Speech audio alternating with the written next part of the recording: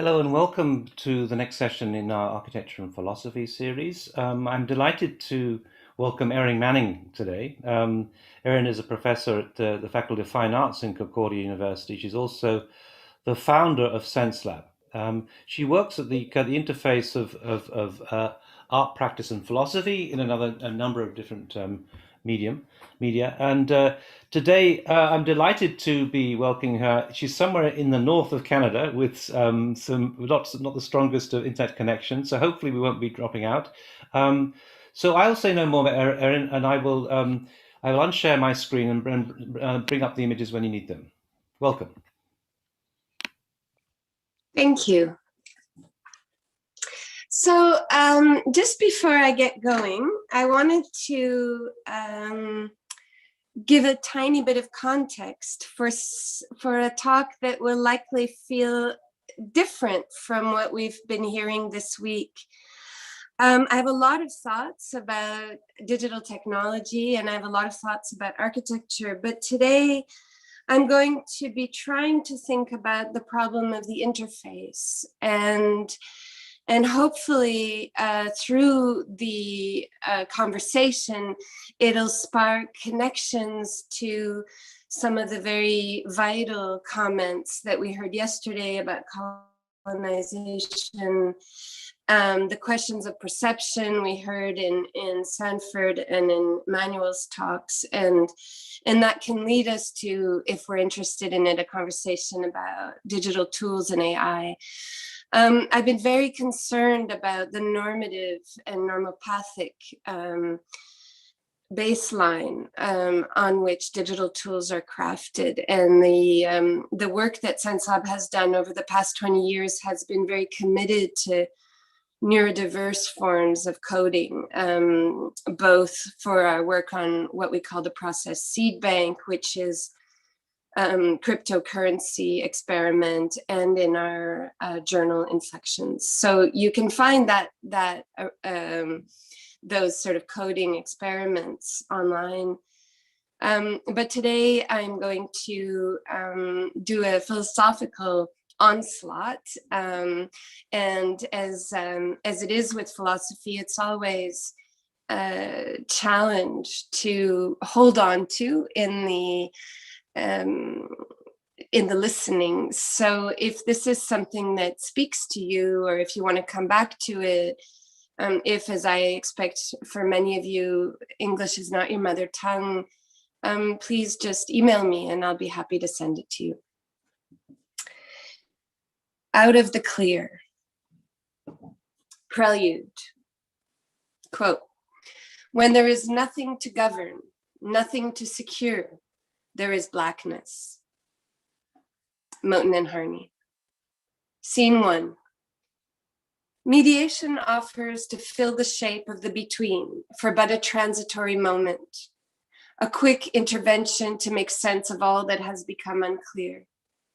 But mediation actually never goes away. It sits there, inert but active, in each account of how the two, 1 + 1, fail each other.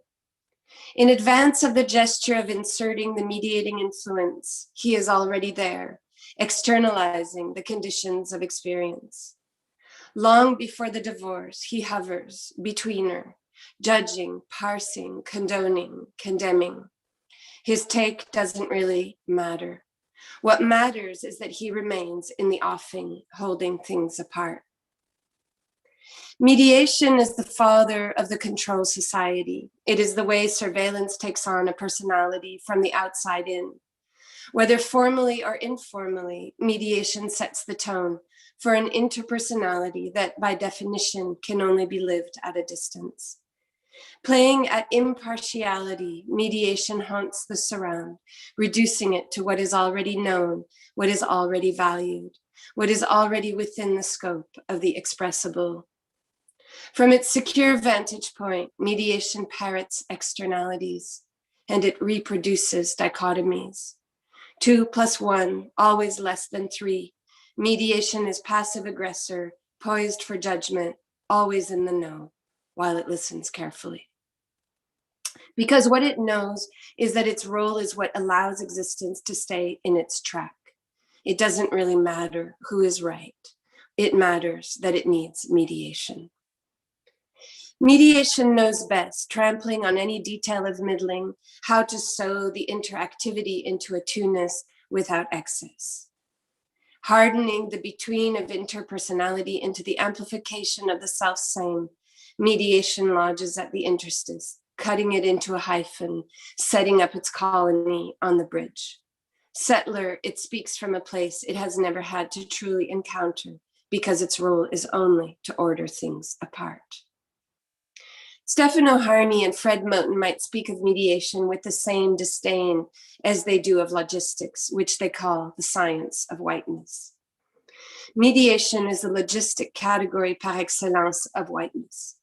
It has no content, is not in itself an agent of transformation, does nothing but cannibalize the life it parses. Its work, after all, is to extract itself, to allow the uneasy two-ness of existence to sort itself out. In the name of property and propriety, mediation solves all uncertainties of zoning. That it never actually leaves is its dirty secret. But the logistics of mediation can only fail. The interface is shaky. We know this both from the endemic code 404, page not found, and from the impossibility of truly domesticating our surrounds. Ultimately, the squirrels, the black flies, the birds, the worms, the fungi, the weeds, the viruses, the hackers cannot be kept in their place. The disarray is handled, of course, with more mediation, with more logistics. The interface claims a distance, a secure between two, that repeats the refrain of nature colonized, of culture denatured. It promises a security of inhabitation, a zone that can be controlled, a slip through which we can safely enter, we who claim the place. Here, in the logistics of passage that beats at the cadence of the 1, 2, me, you, the outcome is always the same. Police to subjugate, code to organize, clear to colonize. Quote, logistics aims to straighten us out, untangle us, and open us to its usufruct, its improving use.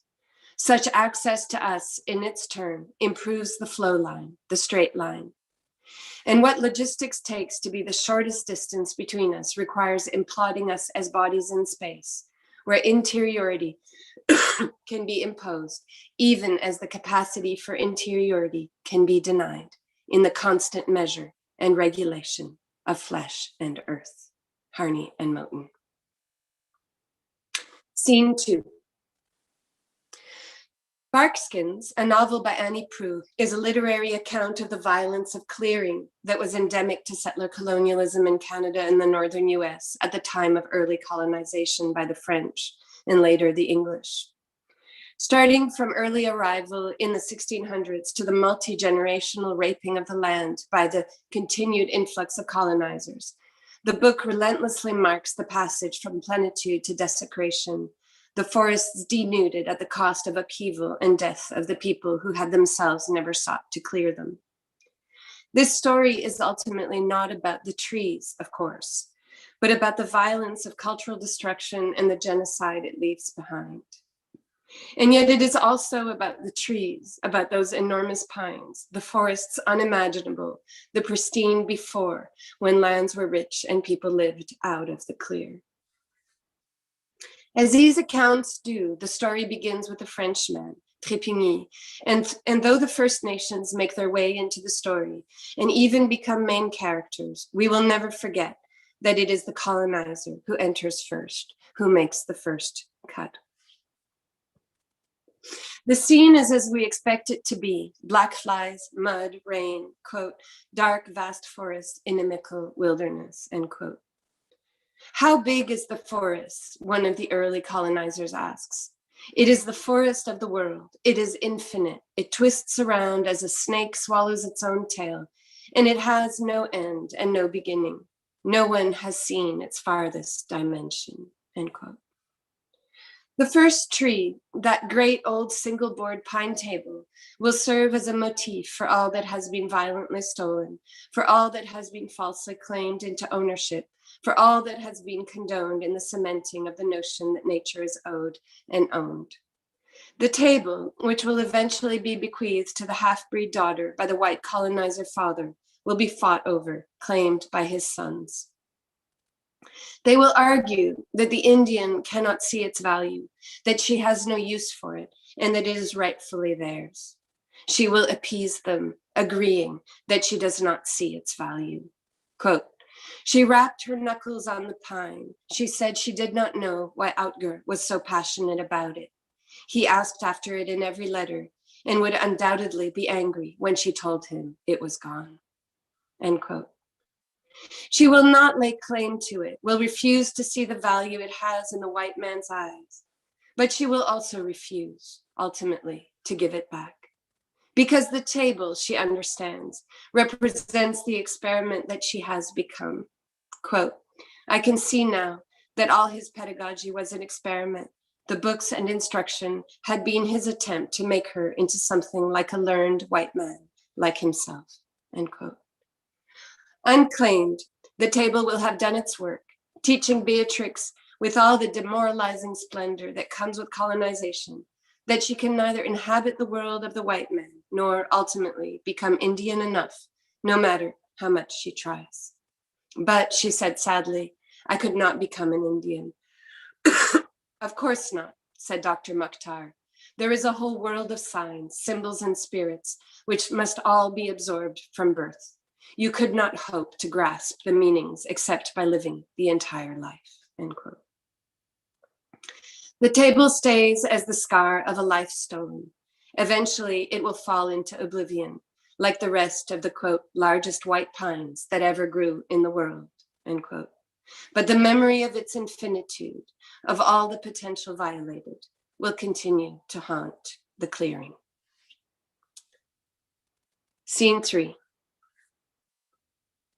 We already know how the story ends. On May 29, 2021, the headline reads, Canada mourns as remains of 215 children found at Indigenous school, BBC. It wasn't an Indigenous school, of course. It was a residential school, a Canadian school in the clearing. The picture says it all. Sparse trees growing in the background, empty yard, an architecture completely at odds with the environment, cleared of life, of all that imminently interconnects. Logistics violence is inscribed in the ghost trees of its whitened surround. That the account of logistics for Harney and Monet returns always to the slave ship is vital. How we organize bodies, how we maneuver to excise from clear sight the ravages of an earth desecrated, of a people brutally murdered. These are the workings of logistics. Logistics give us the space to convince ourselves that ultimately this was not about us, not our fault. The deaths are newsworthy, but we must move on. Let's get a mediator and sort this out. At arm's length, we see these workings, the cleared forest, the dying planet, the dead children, as somehow separate. We do not acknowledge the felling of the trees as the wanton destruction of all that transversely connects. And yet, logistics, in its power of mediation, is all about the forests. It's all about the cotton planted in their wake. The pine table's ghostly outline haunts the residential school, its absence equal to the absence of education. Because what the residential school really does is unteach. Taking the place of pedagogy, what is practiced here is theft. Theft of thought, of imagination. This theft is a rape, a physical rape, a sexual aggression, but also a conceptual rape, a clearing, quote, to snatch, to grab, to carry off by force, end quote, of all that lives in the abyss of what has been left behind. The rape, relations severed, breaks the transversality. It cuts the fragile interwoven threads of existence, wresting life from life living, from the more than that gives it its spirited and spiritual contour.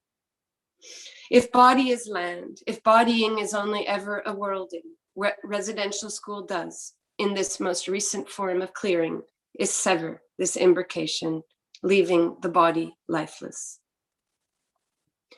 All that remains is the clearing and a mess, but this can be handled. This is how mediation does its work, in the name of and as logistics. From here on in, things will be managed. Managers will be appointed to organize, to administer the now reduced environment.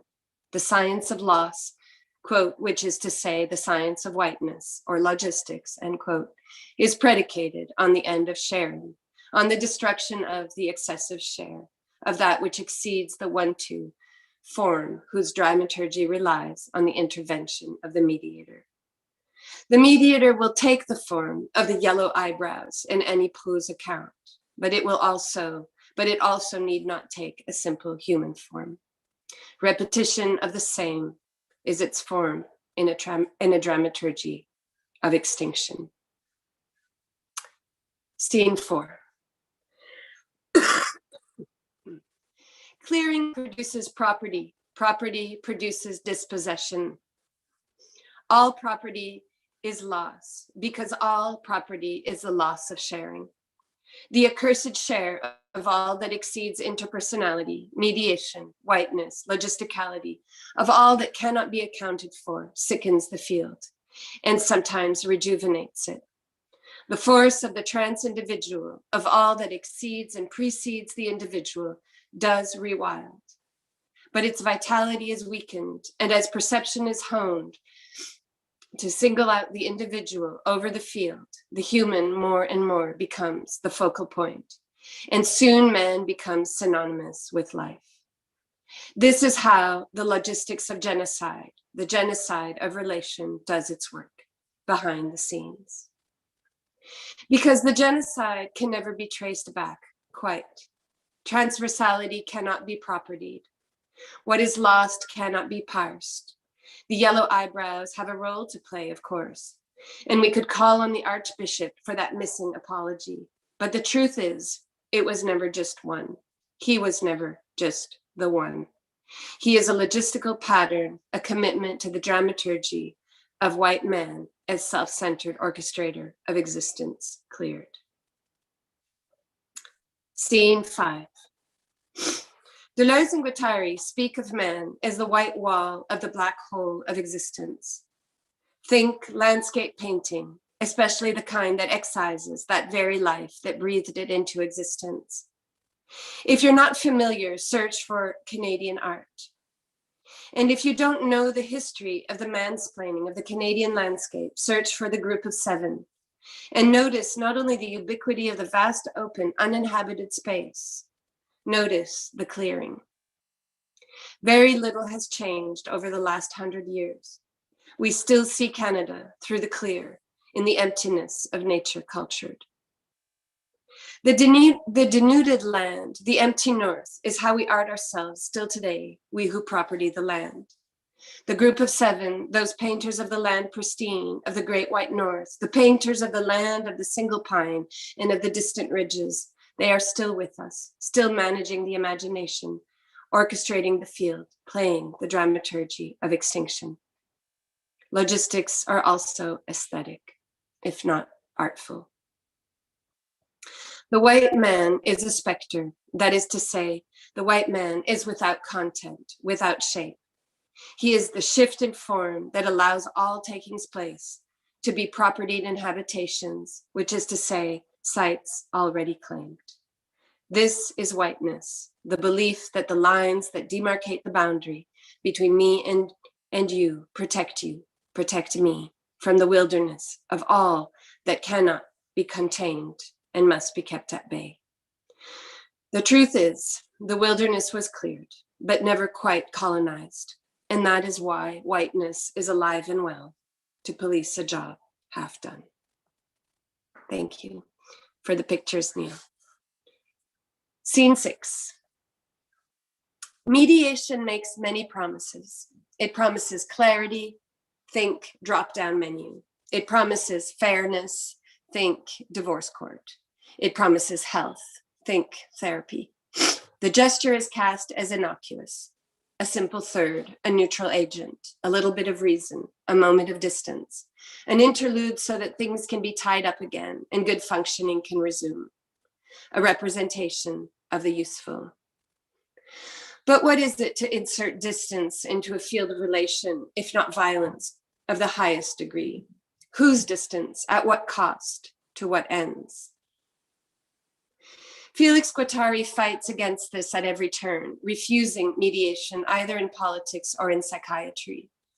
Schizoanalysis is the proposition, a call for a transversal operation that breaks the pretense of neutrality in the encounter. No more triangle, no more transference. Schizoanalysis as the event of the encounter itself, the practice of encountering. To be in the relation is to have been changed by it. What this looked like, a years-long institutional arrangement housed at a clinic called La Borde in the north of France, whereby to be in the therapeutic encounter was to live with the effects of encounters in the everyday and to learn from them how to continue to live. Nothing very complicated, really, but infinitely complex in its transversality. Because to live in the encounter, to allow ourselves to be changed by it, is to be continuously undone and to be sensitive to all that comes alive in that undoing. Who we are is a question that can only really be asked and answered by the mediator. The mediator, after all, looks in from the outside to tell us how our actions are affecting the world. Without the mediator, there is no steady external gaze, no calm interface for the mirroring. That's why who we are is always a white question, a question of whiteness, of colonization. Blackness, write Harney and Monet, is not a thing or a state of being. It is the way the doing expresses. It is not a subject, not a person, not a property. It is a field. It is the excess on itself of a body claimed, blackened by hate. Blackness is a celebration of refusing to claim, to be claimed. Quote, meanwhile, Michael Brown is like another fall and rise through man, come and gone, as eruption and rupture, to remind us not that Black lives matter, but that Black life matters, that the absolute and undeniable Blackness of life matters, that this is not a judgment of value, but a description of a field of activity that obliterates the worldly distinction between the organic and the inorganic, end quote, Harney and Monet. Blackness is not the simple descriptor of what has been enfleshed.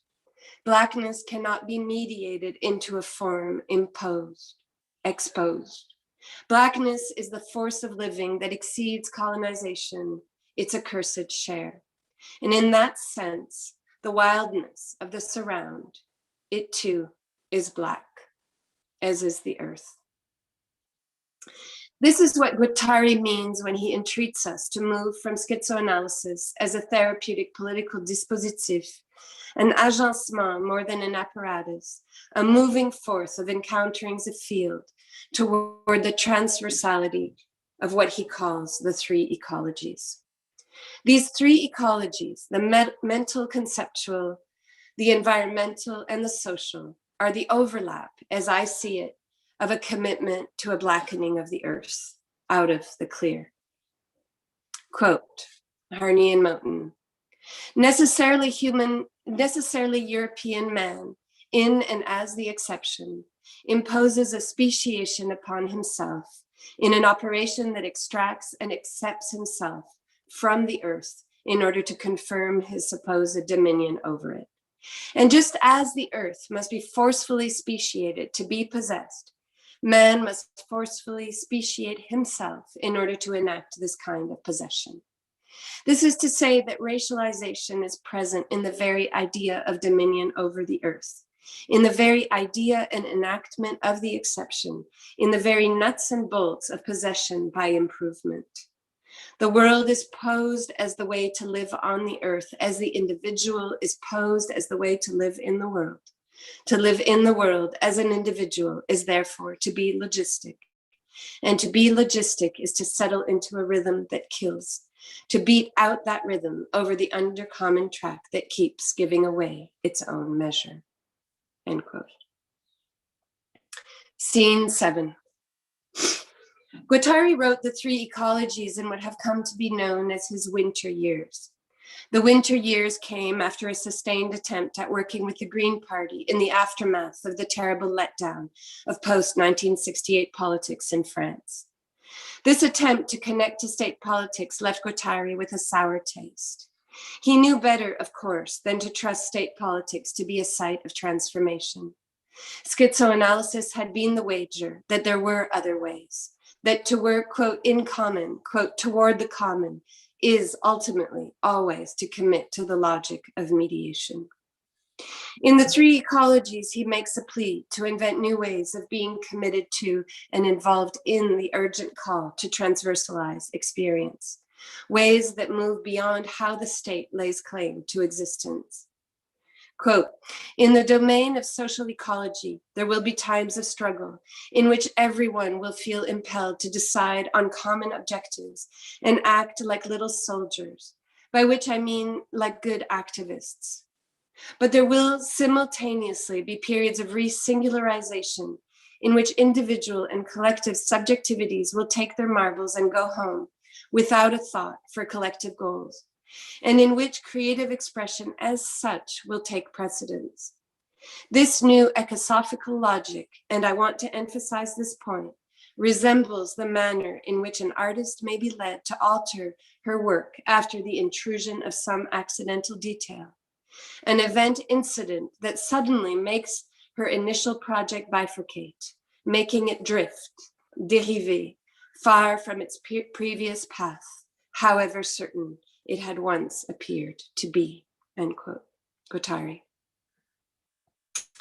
There is an echo here in this ecosophic call to Moten and Harney. Quote, rather than dissipate our preoccupation with how we live and breathe, we need to defend our ways in our persistent practice of them. It's not about taking the streets. It's about how and about what we take to the streets. What would it be and what would it mean for us generatively to take to the streets, to live in the streets, to gather together another city right here, right now, end quote. Harney and Moten.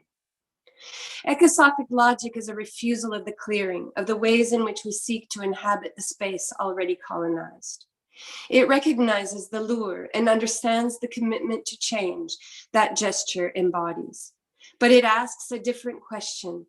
What if instead we practiced living by creating new conditions that didn't center us, that didn't inadvertently redeem that central and self-centering figure of man and its mediating logistics? What if we painted into the derive of artfulness's angle on experience? What if we moved at the pace of that accidental detail, tangled with the weeds we have been wasting so much time clearing? Ecosophic logic is an urgent call to refuse the ongoing clearing that denies, decries, and violates the force of Blackness in the ongoing genocide of all that resists the count. To refuse does not mean to face and challenge.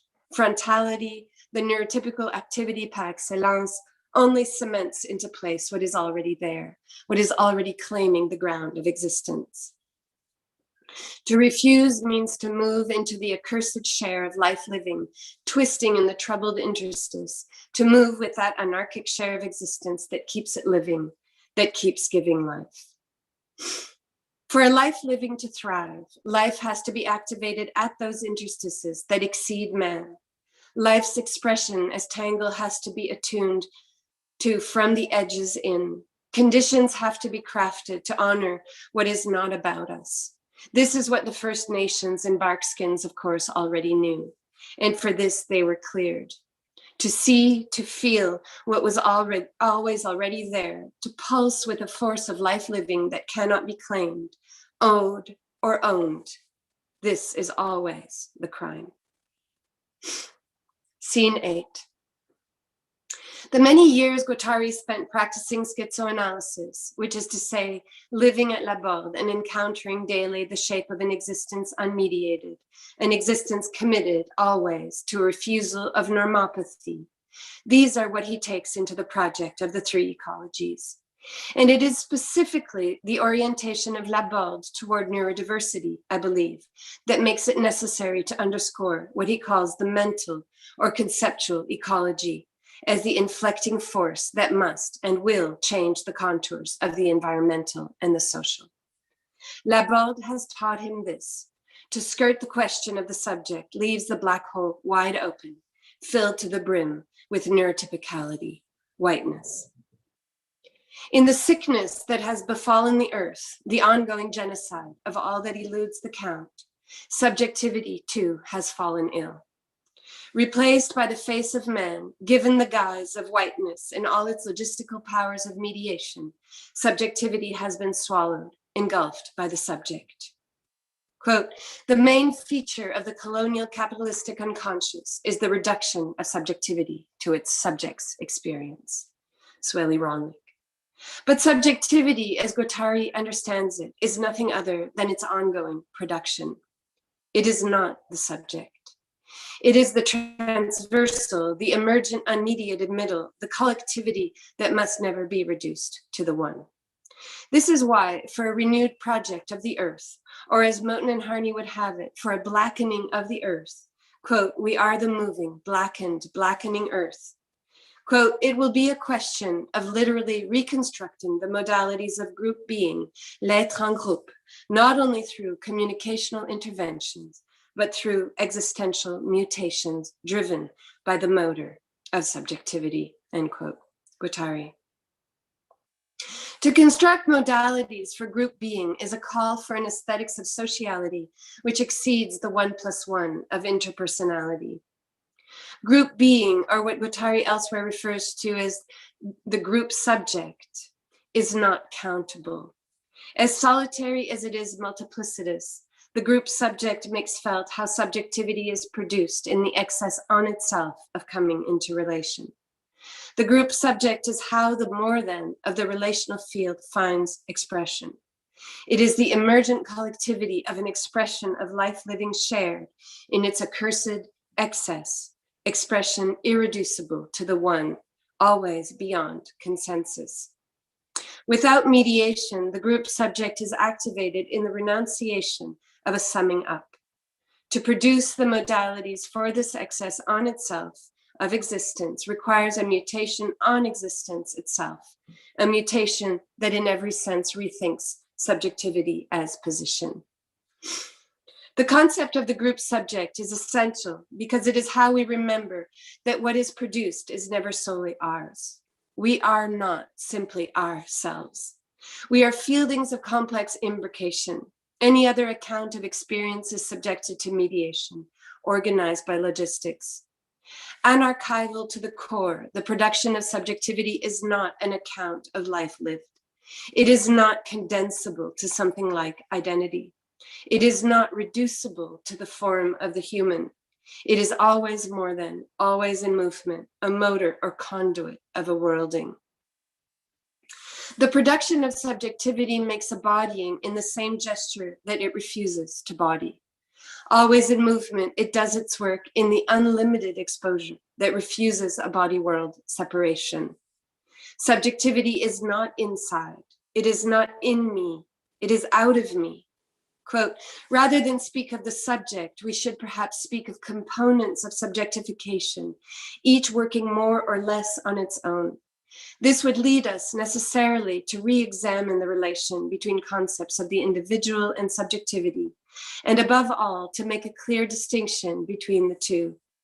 Vectors of subjectification do not necessarily pass through the individual, which in reality appears to be something like a terminal for processes that involve human groups, socio-economic ensembles, data processing machines, etc.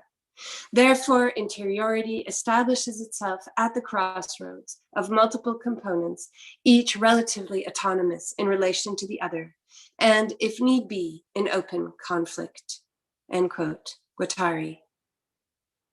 Quote, that abolition starts with the self, end quote, Harney and Monet. In the drift, subjectivity is irreducible to the human, active in the interval of worlds making themselves. It is what leaves itself behind as a gesture of expression. Gilles Deleuze and Félix Guattari sometimes call this the collective assemblage of enunciation, reminding us that expression motors worlds into being. Alfred North Whitehead too sees expression as that fielding of experience that foregrounds into appearance what momentarily excises itself from the process. An excision from process is a subtraction from infinitude to the finite. From the side of infinitude, in the field of immanence, Whitehead calls this gesture that sparks a standing out of experience, importance. From the side of finitude, in the field of activity, Whitehead calls it expression. Quote, expression is founded on the finite occasion. It is the activity of finitude expressing itself on its environment. Thus, it has its origin in the finite, and it represents the immanence of the finite in the multitude of its fellows beyond itself. The two together, namely importance and expression, are witnesses both to the monistic aspect of the universe and to its pluralistic character. Importance passes from the world as one to the world as many, whereas expression is the gift from the world as many to the world as one, end quote. Whitehead. Expression and importance function as intensifiers of experience, bringing into activity the singularity of a life that nonetheless continues to carry its anarchic share. In this account, the human is not singled out. There is no externalizing voice, no mediator. Arrows of experience are their own force, importance not a question of what matters to me, but of what actually, but always also in potentia, makes a difference. The standing out of importance makes way for a precision in experience. That is to say, it is what fosters a certain specific angle of existence, allowing certain tendencies to take precedence over others. We have come to believe that mediation is necessary to parse experience. But as Whitehead emphasizes, the world is always in its own pursuit of amplification. The loss of equilibrium produced by the incessant clearing, by a colonialism without end, in the afterlife of slavery, results in systems out of kilter. Ecological destruction has finally begun to register centuries too late. The question of how to bring things into a metastability that is conducive to life living must involve a reckoning with the deadening force of mediation. We don't need another apology. We need to get out of the way. The blackening of the earth requires the production of something entirely other than me or you. Scene 9. The infraface of the three ecologies, quote, the world is one to the world is many, the world is many to the world is one, quote, end quote, is immediating. Immediation is not the opposite of mediation. Rather, it is the force of a thirdness irreducible to a between two. Immediation is the more than, the n+1, that is by necessity n-1, one as many, many as one, the qualitative force of an uncountability that diagonalizes to give rise to what else moves in the relation. The production of subjectivity is immediating to the degree that it is not produced by something outside itself. Immediating, always at once body and world, it is its own perspective. That is to say, its angle on existence is not ours, cannot be reduced to us. The production of subjectivity is a making conceptual of existence. It is an attuning to the deadly violence of the body-world split produced in the wake of the clearing. There are not three ecologies. There is one ecology, multiply intertwined. To get to its potential, the production of subjectivity must be attended to. We have failed each other at that juncture in particular, and nothing will be possible without that shift. In the words of the Invisible Committee, quote, the exhaustion of natural resources is probably much less advanced than the exhaustion of subjective resources, of vital resources that is afflicting our contemporaries. If so much satisfaction is derived from surveying the devastation of the environment, it's largely because this veils the frightening ruin of subjectivities. Every oil spill, every sterile plain, every species extinction is an image of our souls in rags, a reflection of our lack of world, of our infinite impotence to inhabit it, end quote.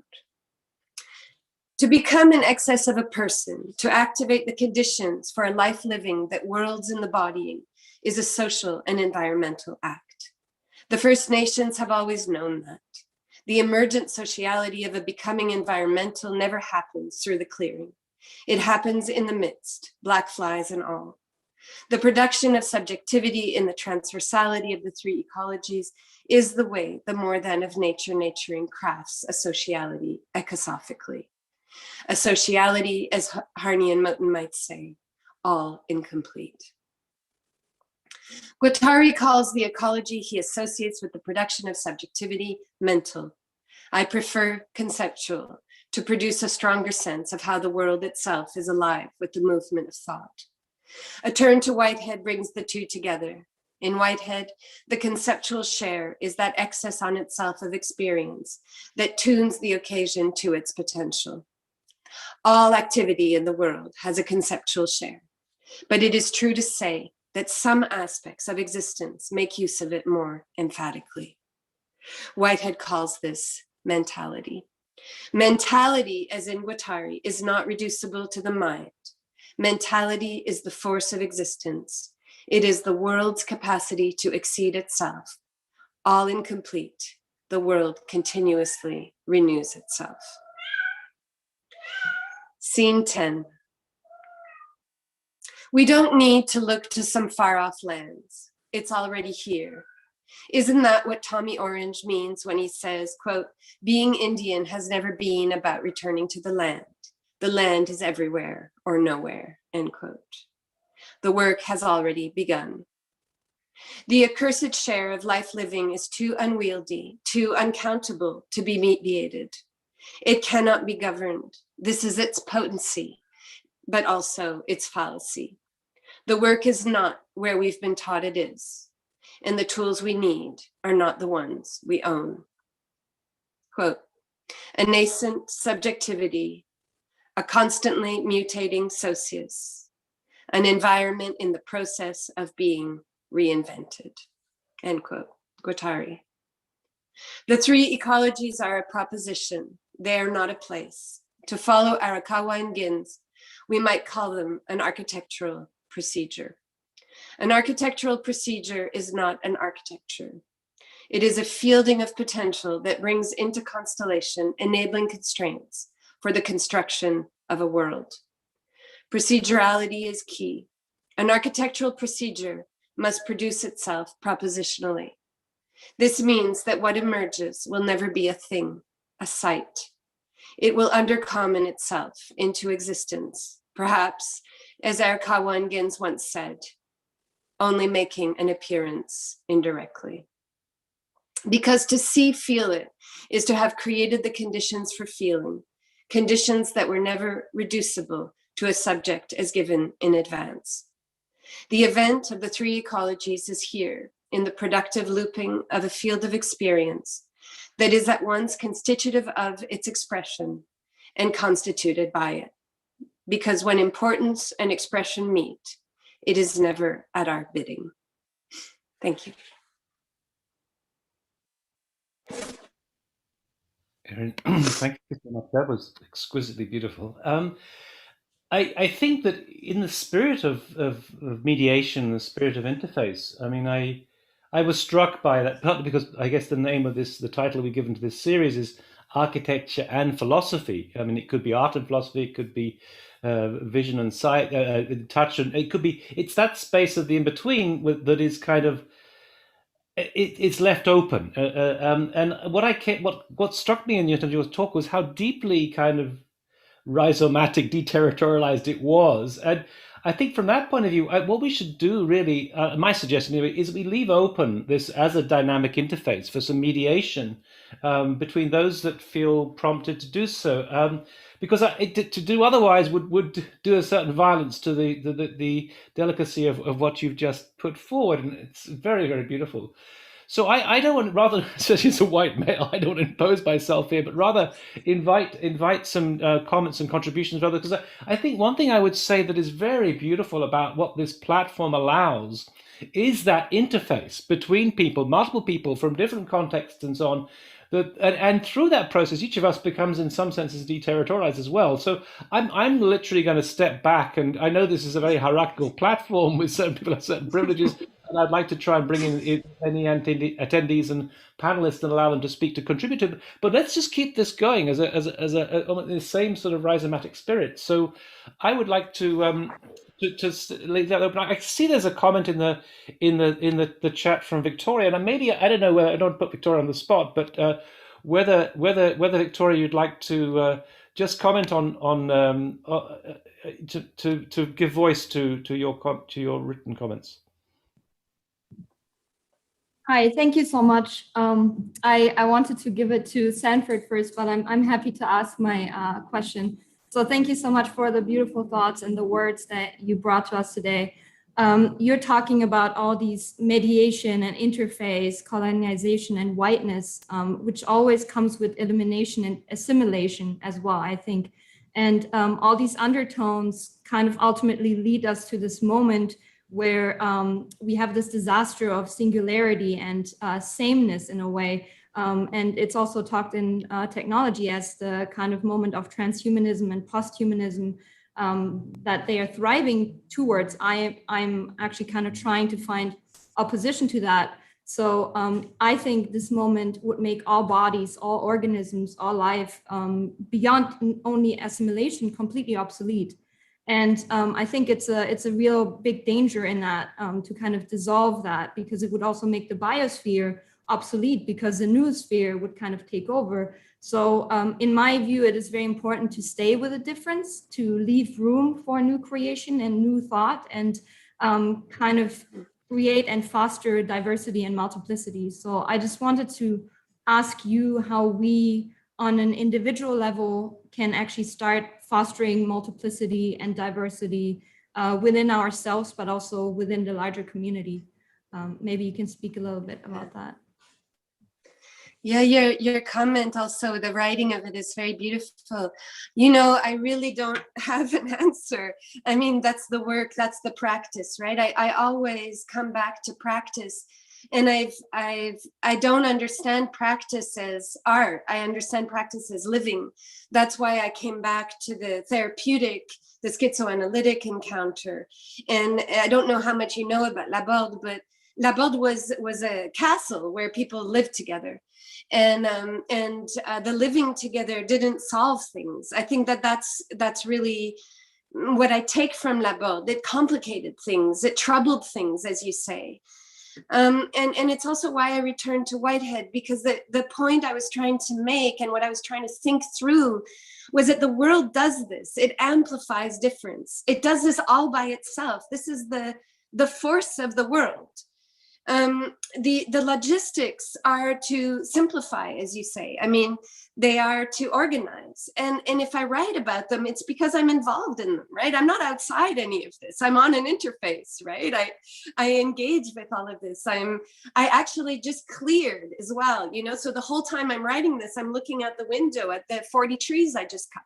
You know, so I don't want to act like I'm not completely imbricated in this process, but I do want to think about what happens when we can't address it, when we become so comfortable with the clearing that we begin to speak about the injustices of the world from the perspective of the clearing, so much so that we don't need to attend to it. And for anybody who's been watching Canadian news over the past couple of weeks since the account of the children, the bones of the children who were found in the residential school, it's obscene to hear these people say, wow, I'm so surprised by this, or this is so obvious, awful, or, I hope this is a one case scenario. I mean, of course it's not a one case scenario. What ridiculousness allows us to continue to play this game? That this is not always still happening. So I suppose what I'm really trying to do is to think really carefully about when we invite each other, like Neil's invitation to me, what can that invitation produce? What can a coming together on a platform like this make thinkable, a platform that is open to people from all over the world, and with people for whom the definition of whiteness and blackness will necessarily be different, and the question of colonization will definitely be precise and singular to their own environments. How can we have a conversation that is uneasy and gentle at the same time, or kind and complex at the same time? And so, I just really kind of want to be part of that conversation. Thank you so much. Yeah, I think that's beautiful. Thank you. I don't know if I can prompt Sanford to respond in some way. Yeah, I'm here, by the way. I'm also in the country. I'm also both guilty and ecstatic about the clearing practices that I am doing almost as we speak. But I would have to say, first off, is when I first told you guys that I would definitely have something to say, it was early on in the lecture, and I became completely overwhelmed by what I heard, and which is to say, both inspired, provoked, and shall we say, quickened. So I don't have a question yet. I have to settle. So if you let someone else go, I will engage. I will engage. But right now, I'm simply, feeling still the wind. I'm still feeling the incredible wind of what we just heard. I have so many thoughts, and they're not organized yet. So go on, and I'll be back.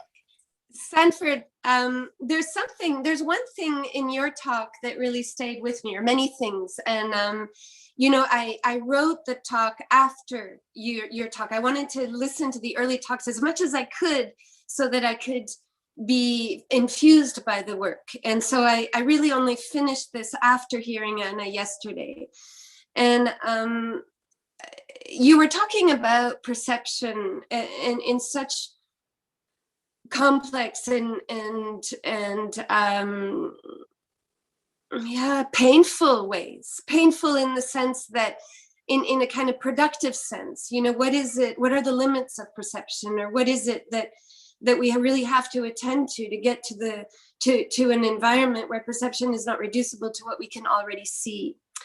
And one of the things that I've been thinking about, so I'm speaking to you from the North, and for those people who don't know, we've been very involved in a project called the Three Ecologies Institute over the past maybe 12 years, and we have recently purchased 100 acres in really the last outpost in Canada before the roads end, which is to say Indigenous lands become the majority of what is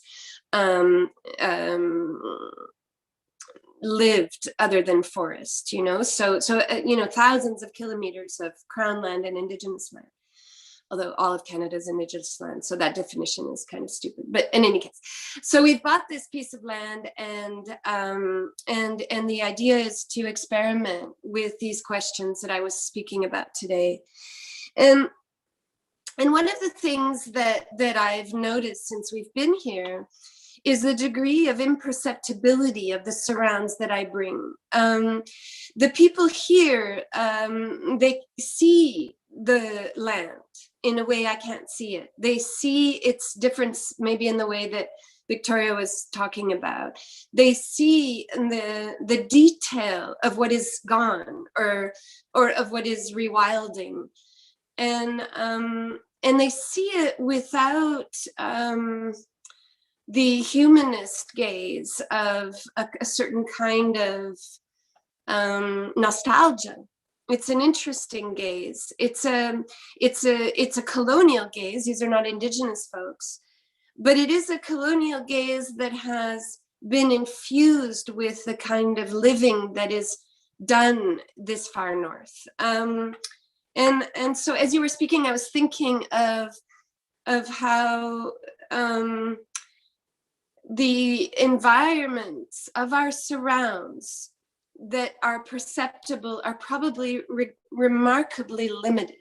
So I may have, for example, a perceptual acuteness in the field of philosophy. I may know how to perceive it, for instance, but another field will leave me without any real capacity to see the wildness. And I don't know if that resonates at all with what you were thinking the other day, but it's something that came to me. Very, very deeply. Now, I'm glad you helped. I'm glad you helped establish some boundaries on what's going on in my head right now, so that I could actually engage you with language. First off, let me say a couple of things to the audience, and that is that you are speaking to a Canadian also. I want the audience to know that, because there is something extraordinary that is starting to mean. Actually, I left, I'm in a whatever, but I have to say a couple of things. I want to begin just to engage you on these. And number one is this: your invocation and presentation of the work of the Group of Seven is something, for example, as a Canadian, of course, I grew up with. To all those out there, the Group of Seven were these early, frankly, I would have to say, but I'd like to hear what Erin has to say. She probably knows a lot more about it than I do. An early, very early 20th century, and they were born, a lot of them were born in the 19th century, but these were extraordinary painters that only Canadians knew of, but they were Canada's pride, and there was their claim actually to a sophisticated, shall we say, aesthetic practice in a country that really had no time and, frankly, such a Puritan approach to culture. It had also seemingly no interest in it, but they produced a body of work which was fed to us in school as children, which, it didn't help me understand the New York school at the time. It didn't help me engage with the global universe that I was so interested in. But if I may say, recently, and actually at a conversation that I had with another Canadian at the recent South by Southwest conference in Texas, that is Bruce Mao, he brought in an image of a Group of Seven by Thompson, and began to frame it for me in a way that became an explosion in my head. So I just want to say that my re-engagement with this and my re-encounter with it today in your work has opened up really an incredible number of questions. So let me pose one to you right now. Two, they have to go together. Number one, are these guys, in fact, not a troubling example for your argument of the, shall we say, the bankruptcy of the colonial, shall we say, the colonial inhabitation?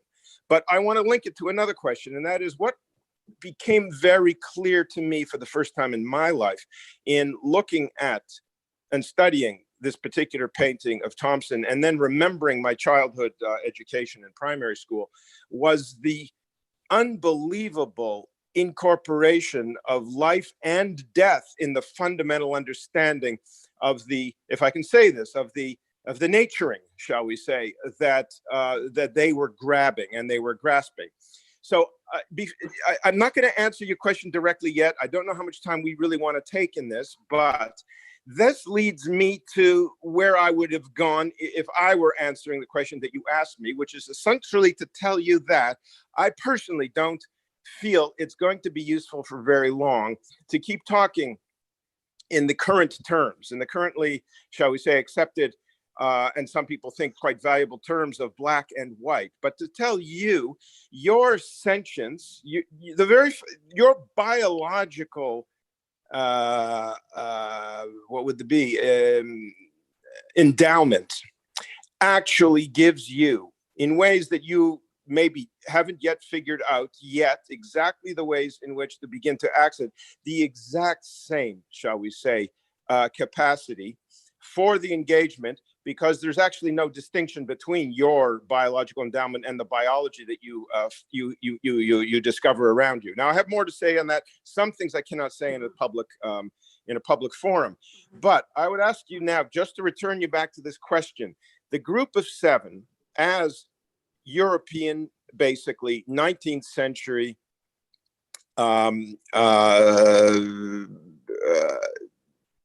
substance, shall we say, just call these guys a way of seeing and construing the world, in terms of your mediation and colonization problematic, shall we say. And secondly, what was the second thing I said what was my second thing besides the group of seven appearance? What was the second thing I said? Do you remember it, or have I got completely lost here?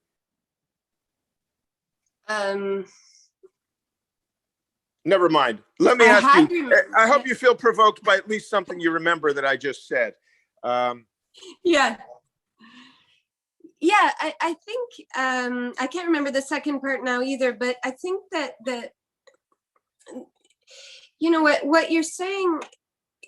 Oh, the death. In a way, it's a conversation, isn't it? More than a question, because if we understand, as I tried to argue, that whiteness is not white skin, like blackness is not black skin, though both of them have para-ontological resonances. What we then move toward is the pedagogy that has inculcated the account of how a question of colonialism can become backgrounded in experience. And this is a sort of complicated way to say that when you grow up with the pictures of the North, as you did and I did with a group of seven, you actually learn that that is the country that you live in. You don't learn about Indigenous. We didn't learn about Indigenous folks. I know that your education didn't include them, because my education didn't include them, and I'm younger than you are. So what happens, I think, is that these aesthetic prompts with everything else function to facilitate a narrowing of the gulf between white skin and whiteness, and that narrowing of the gulf allows for that black hole to begin to grow between what is actually happening in the world and the accounts we give of it. And then that allows us, and of course I'm completely generalizing here, I mean, I would want to go into much more detail, but that allows us to see the children's remains as a one-off, or it allows us to say, yeah, but Erin, come on, the architecture of the residential school, I mean, you're pushing this too far. Yeah, you know, so there was a clearing. Is that really so important?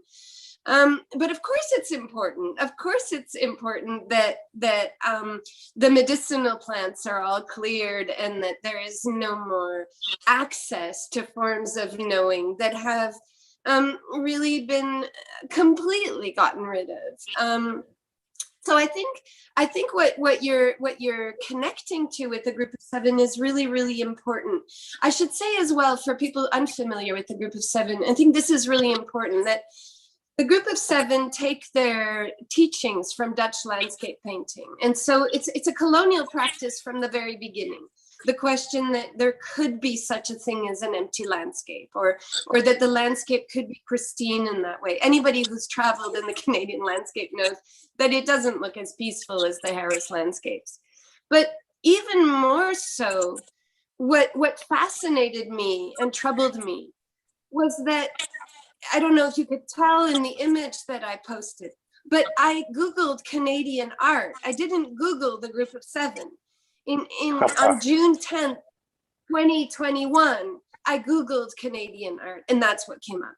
And of course, as an artist and as somebody very engaged in art, I know there are many accounts of Canadian art that are not the group of 7, but that's not what was found on Google. And I think that that's really, really important. I'm going to follow up with one thing. You and I were on a Zoom session several months ago. I cannot remember any longer exactly when, but I encountered at some point a fairly strong objection from the audience. I think you had given a talk. For some reason, I ended up fielding it. I knew the guy, so I thought it would be better for me to field it. A fairly vehement challenge to the invocation, I think maybe on my part, but maybe on your part and my part, a certain invocation of, shall we say, non-European culture or something like that. And I remember you having a very strong resistance to the question as asked. It was a very, very politically correct question. I remember you taking that position. Do you remember it? And if you do, can you explain a little bit exactly what you are feeling around these questions? Yeah, okay. So Sandra, thanks for that. For those of you who are familiar with my work, I have done many years of work on neurodiversity. And it would just take me too long to go into all of that. But one of the things that I've come to understand is that there is no person who is neurodiverse and there is no person who is neurotypical.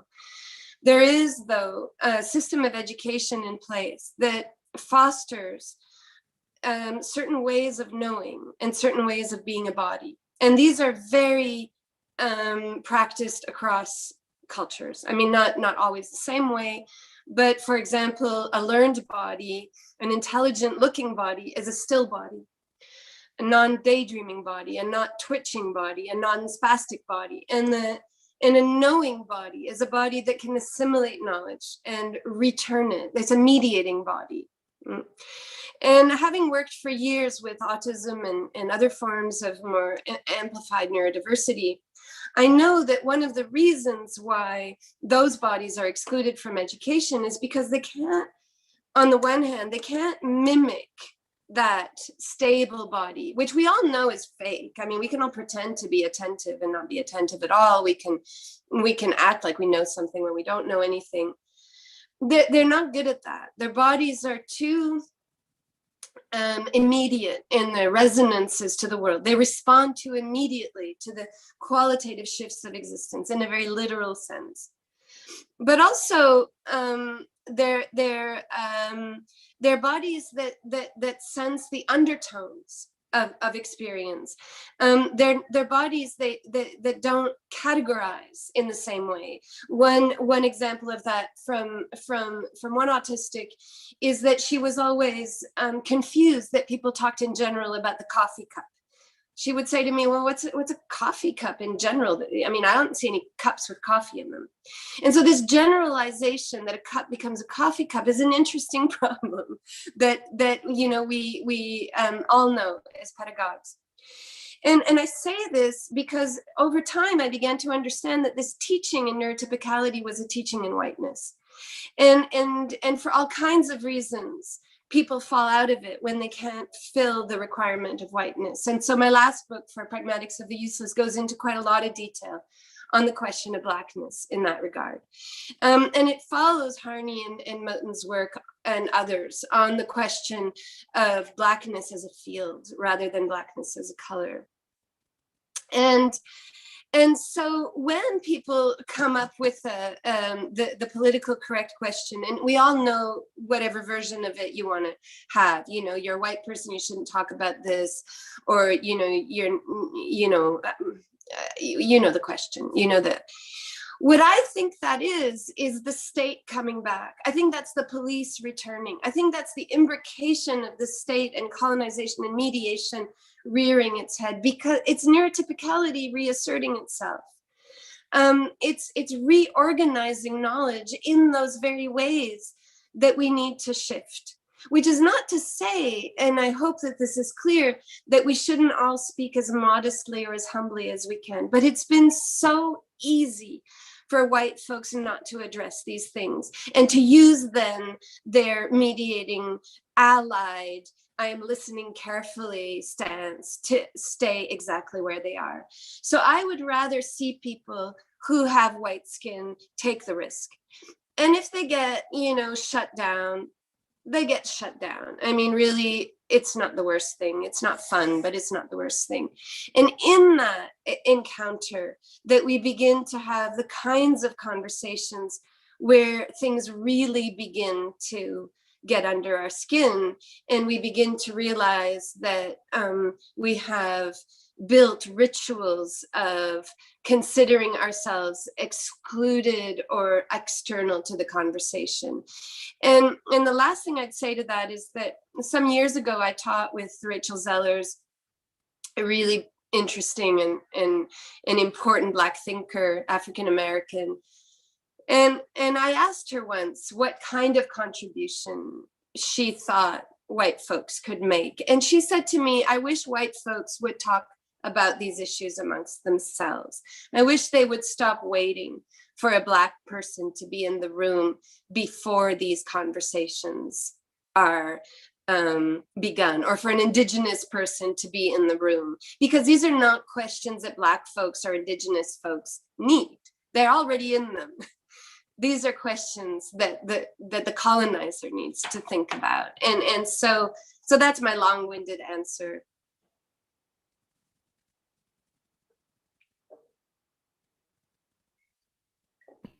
I know there's some other questions that they want to come in. I know that Marina has one.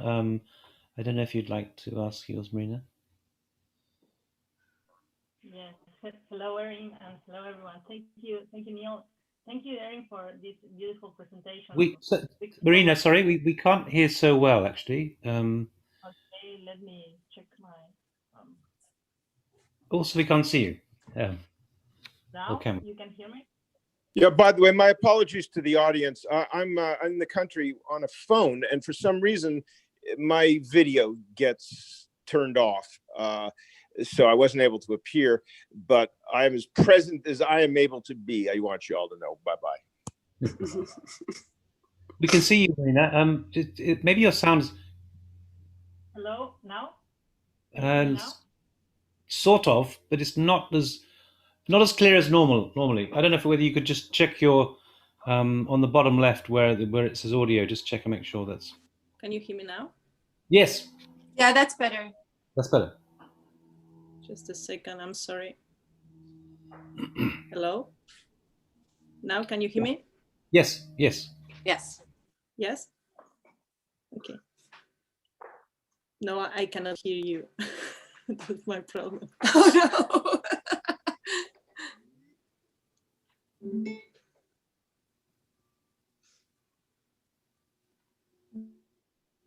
Maybe I can. Sorry for this.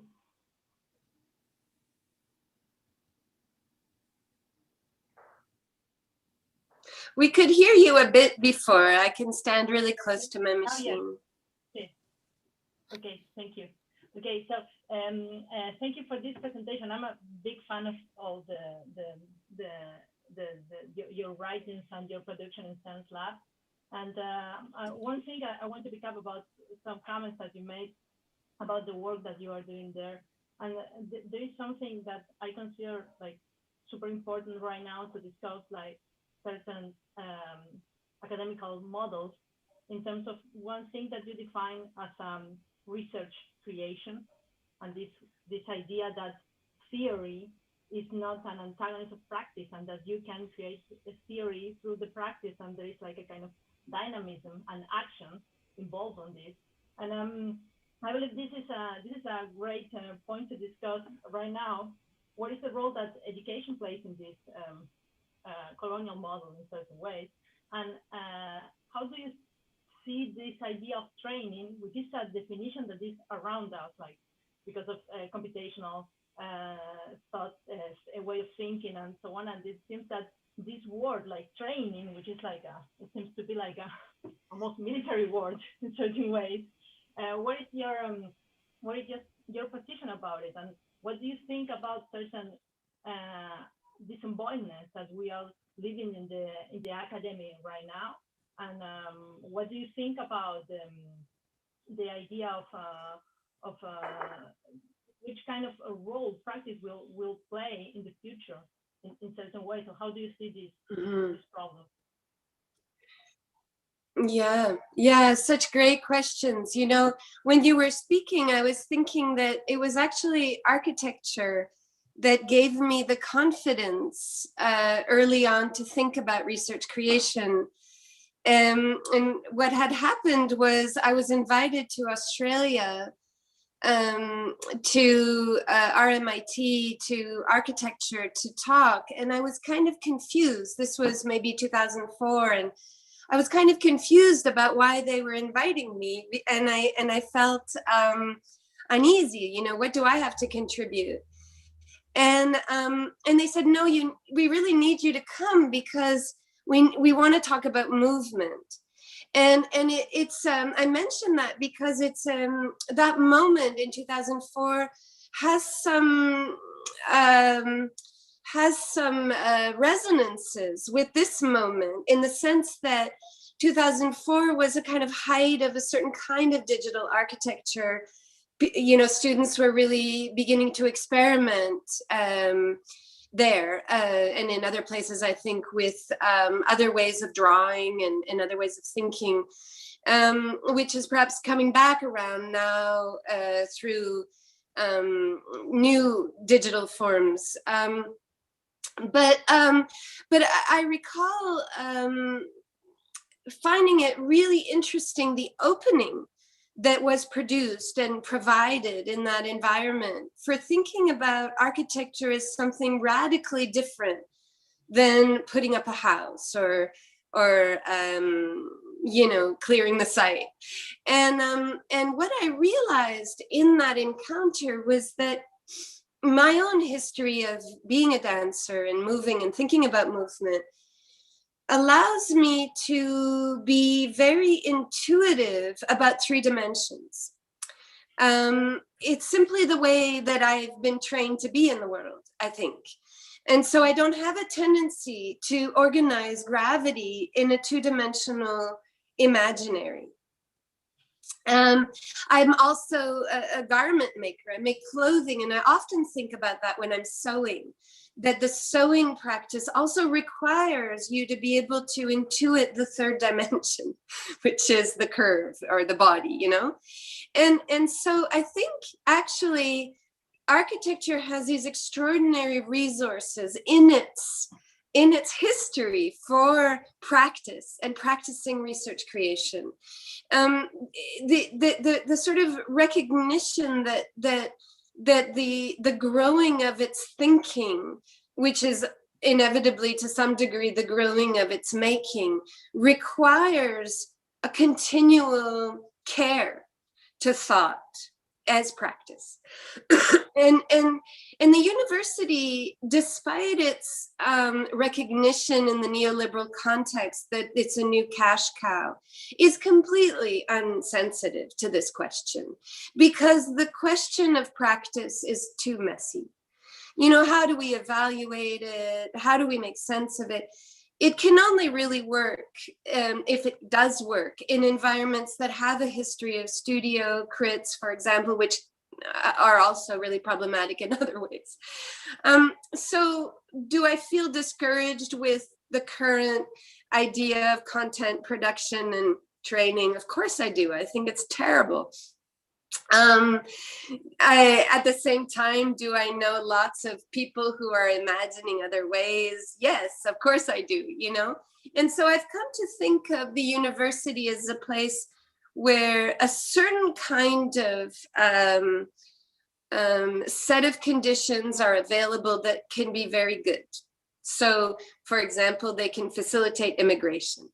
In the context in which I work, a lot of the work I do is making it possible for people to get there. That's a really good thing.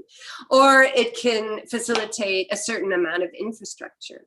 in the context in which I work, that is true of the lab culture that we have and the equipment that is available. We don't have particularly good libraries, so that kind of infrastructure is not really there. But I should add that the 3 ecologies is a pedagogical project because of the frustration of the university. And I've become incredibly concerned about what kind of knowledge is excluded from the university. The danger that I see in the work that we're trying to do, is that people would associate it with the land too completely. That's why I finished on that critique of the land.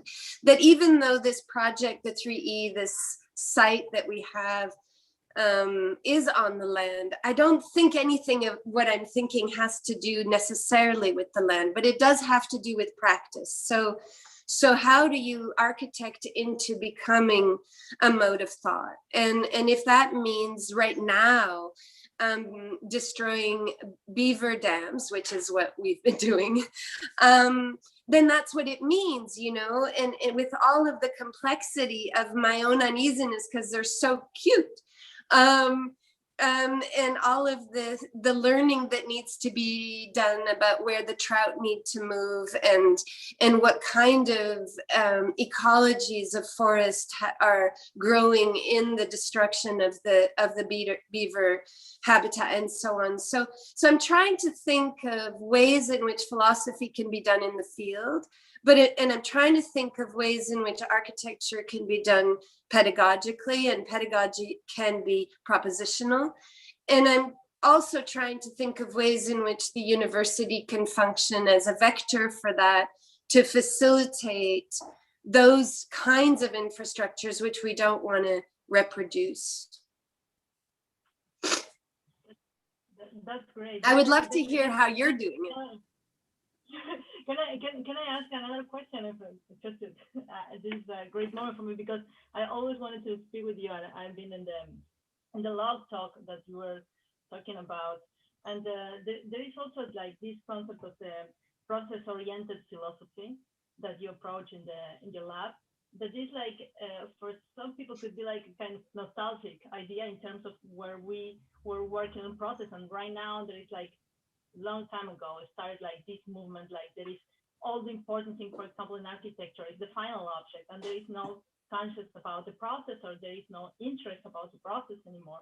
So this idea of back to process-oriented philosophy, I believe that is really important for us, for architects. And in that way, do you think that we can maybe change like this idea of training, or of like this model of the educator in certain ways, for someone who is in reality learning, no? But learning maybe it's different, I don't know, different levels, or like in different layers or levels of understanding things, but in a way that we are all in certain ways learning, and there is nobody who is really training, or at least we can rethink a little bit certain parameters to define what we do. And yeah, the way we approach. Yeah, I do. I really, really do. Listen, I teach in studio art. I don't teach philosophers. I know that for some people who might be encountering the vocabulary for the first time, or my slightly vertiginous way of writing, it might feel like gobbledygook, but it is what we already know. This is what I take process philosophy to be. Every question in process philosophy is a question we've heard a child ask. Every question. And so my sense is that process philosophy is not about being learned. Some philosophy is, but I don't think process philosophy is. I think process philosophy is a toolbox in the most pragmatic way. It's not a philosophy that is easily read alone. It requires us to sit together really patiently, page after page. But it's also a philosophy that I think connects intimately to Asian philosophies in China, in Japan, in India, in Iran, and others that I'm sure I'm unfamiliar with, because and of course indigenous philosophies, because these questions of process are questions that are attended to in those places over millennia. So my sense is that one of the big mistakes we make pedagogically, is that we accost people with knowledge. We throw it at them rather than growing it with them. So, for example, in a context of teaching, I might expect to get through 20 pages of text over a term. You know, it's very, very slow the way that I think of teaching. And we'll spend a lot of time building things, eating together, experimenting. And I have a belief, a real trust that the building of things, the experimenting, that it's going to raise the philosophical questions that we're going to need to address.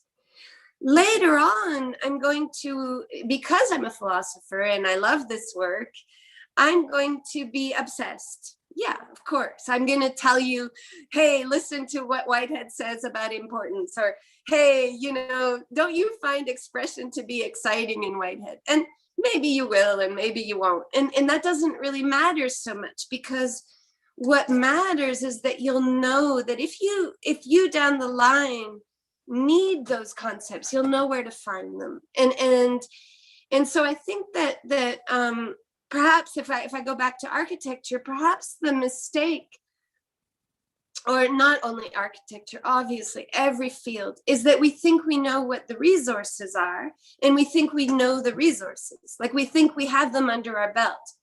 But I don't ever feel like I have philosophy under my belt. Really, I always reread it in order to know where to begin again with it. And I don't know, that's it's something. If I could just use Sanford, sorry Sanford, I'm going to put you on the spot here, but when Sanford invited me to Pratt a year or two ago, he said to me, Erin, I think you have something to say to architecture. And what struck me was the passion of the statement. Like, it wasn't, there's content here. It was, let's talk, let's say something together. Isn't there an urgency here? And that's what I think we can do together. And that's what I think process philosophy can do, more so than perhaps other philosophies that tell us how the world is. Yeah. Thank you very much for your answer, for your thoughts. I really appreciate it. So, thank you.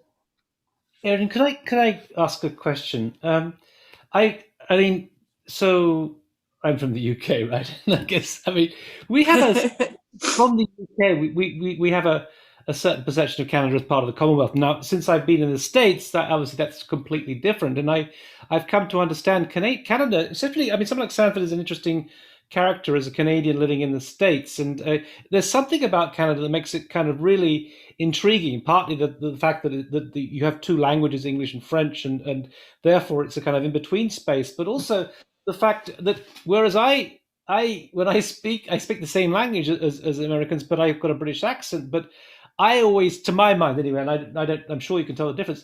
Canadians are kind of camouflaged in some sense. They speak almost the same as Americans. At least I can't tell the difference, and therefore they make these perfect spies, as it were.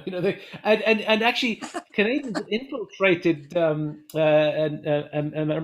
American culture in a way that perhaps no one really realizes, that Frank Gehry's is actually from Canada, and Elon Musk is from Canada, and Hani Rashid, and all this. It's really kind of interesting, Lisa Couture and so on. So it's kind of very interesting, kind of like, in a way, almost kind of like deterritorialized in some senses. But when we think of Canada, we tend to sort of kind of like the distinction is always made the border, right? And in some ways, and it's often presented as though it's a very acute border. The kind of crime and the violence south of the border is really much more extreme than what happens in Canada, and so on. So anyway, with that sort of background, what I was struck by was your evocation of the North in your discussion, and I guess typically we tend to think more in terms of East-West, and the West being somehow privileged in some senses, which always makes me very uncomfortable, especially when we use terms like the Middle East. And Middle East from where? From somewhere else is going to be the Middle West. So I don't like those terms. I think it's much better to use the terms like West Asia than Middle East and so on. But we do have a kind of East-West mentality. I guess in South America there's a North-South perception, but what came across was very clearly in your discourse was this idea of going north, and it was kind of interesting because that was one thing that struck me. And it was almost like there was a certain stage where the road stopped, right, and then there was something else which you referred to as, I think, I get the word, something like indigenous country, but then you stopped yourself, and this is, I thought, there was a really interesting sort of moment where you said no, but of course it's all indigenous. And I think, to my mind, it's those moments of rupture that kind of maybe reveal something. I guess if you're an engineer, when you see a crack in a bridge, that's when it gets interesting because you don't see what the issue is. So I just wanted you to comment on that particular kind of self-correction that's going on. Yeah, it's a really is really important, and maybe I can connect that to the comment also in the chat on posthumanism.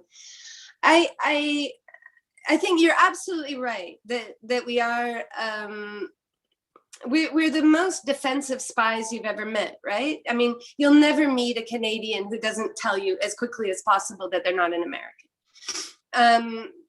Because to be assimilated is a terrible feeling, but not only that, because there's a sense of usness in a kind of imperialist American language that is really hard to take when you're right next to it.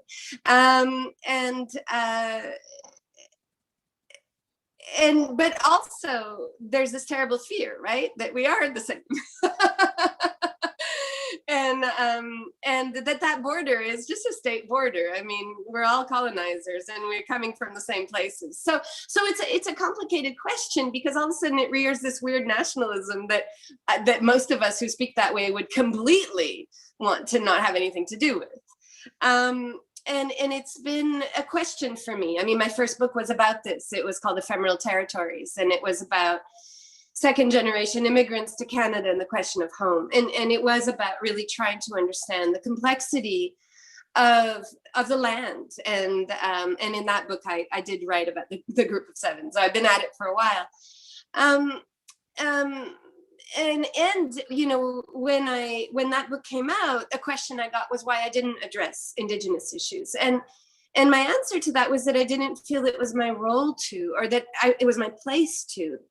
And I think that perhaps that's what's really changed, that I begin to understand that's very white, to think that it's not your role to do something or your place to do something, that's the privilege exactly there, that you didn't think it was necessary. And yet the challenge is that at every turn, you're going to be correcting yourself because you have this long history of not addressing it, because you have a long history of being given a place. And no matter how uncertain that place was, and no matter how ephemeral, there's never been a problem for me crossing a state border. I have a passport that crosses really easily.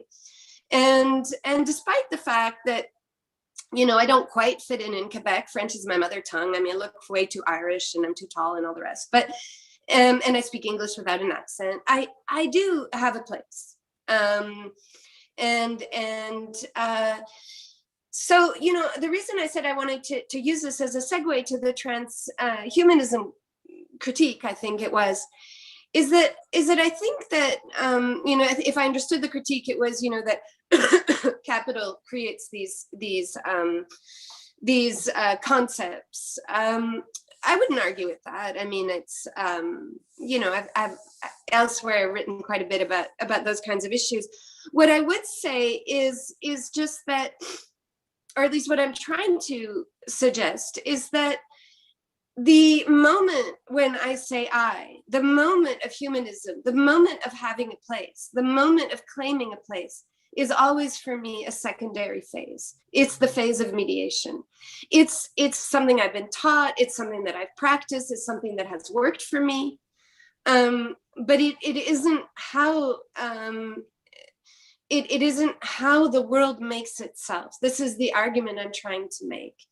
And it's a long road to that other way of thinking. But humanism is an invention. So post-humanism isn't an invention in that sense. It is how the world is made. It's just that humanism has taken over. And that's the conversation that so many of us, I think, in all disciplines are trying to think through and have. And it's a hard question to ask, because to take ourselves out of the equation is, first of all, extremely difficult, because we take up so much of the space of our own experience. So how to do that is very difficult. We don't have the tools, as I tried to suggest, and we don't have the practices. But at the same time, we do have the tools and the practices. It's this tension, because if we didn't, we wouldn't be having this conversation, and we wouldn't be getting these really interesting questions, I think, and we wouldn't be cracking in our carapace and remembering that the indigenous territory is where we are.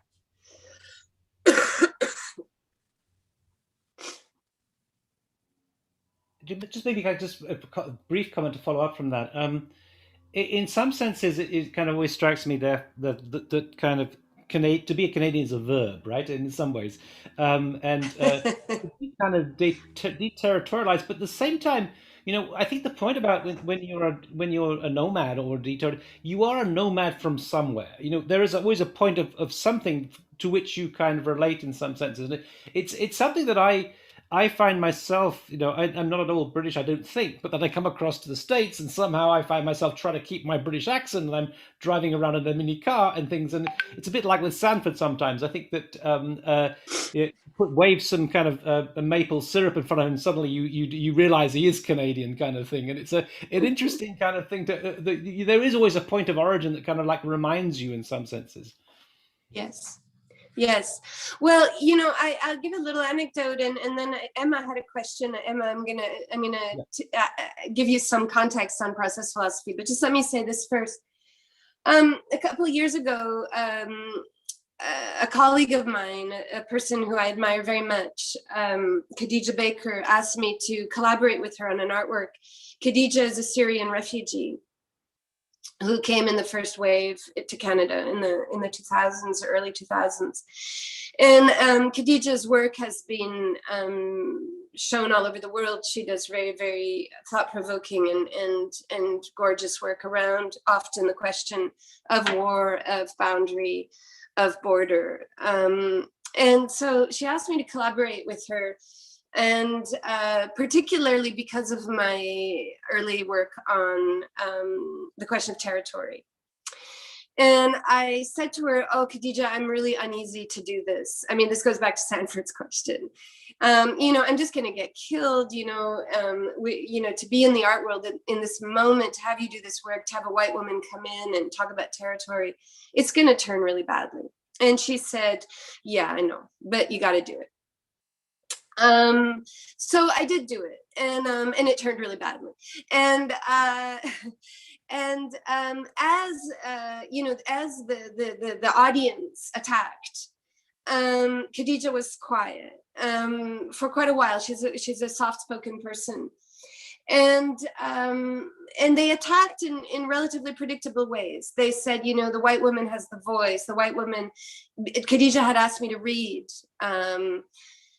from my work, and I did read from my work, though I also read from other people's work, including Kurdish and Black and Martinican thinkers, but I didn't name the authors, and they accused me of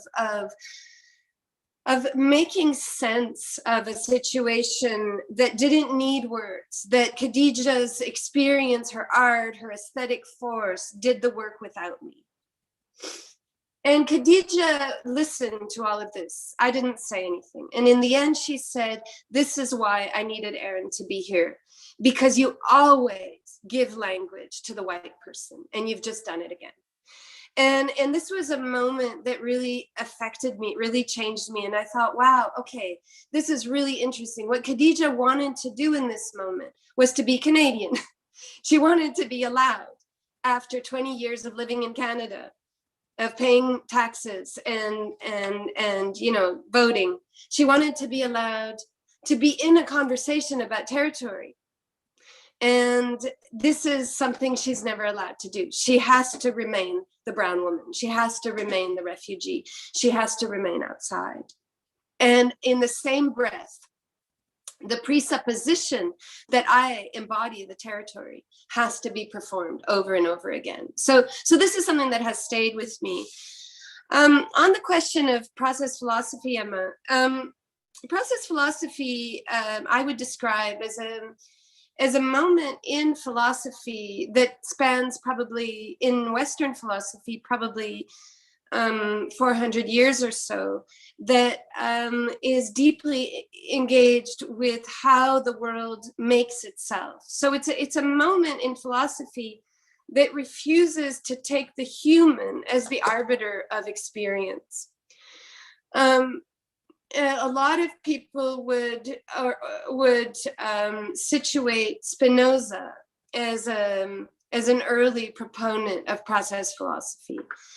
Whitehead, who I quoted a lot, comes to this in the early 20th century, after the First World War, and he writes until about 1950.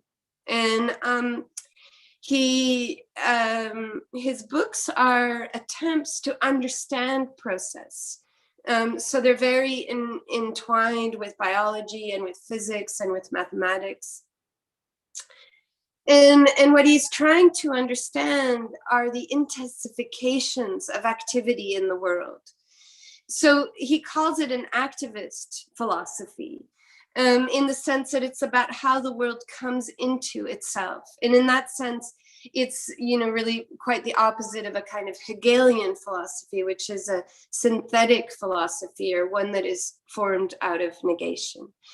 But the question of activity, as Whitehead understands it, is never a question of something one might think of as pure process. It's all about how things are cut and activated.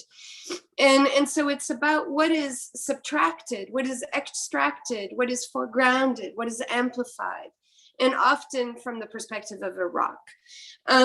So the reason I said it has a lot of tendrils to earlier Asian philosophies is that there's a lot in early Buddhist philosophies. There's a lot in so many of those philosophies that are not about the imbrication of man and the organization of man and the imprint of man on the world, but rather are about really complex ways to think about what Spinoza would call naturing nature, or the activity of the world in itself.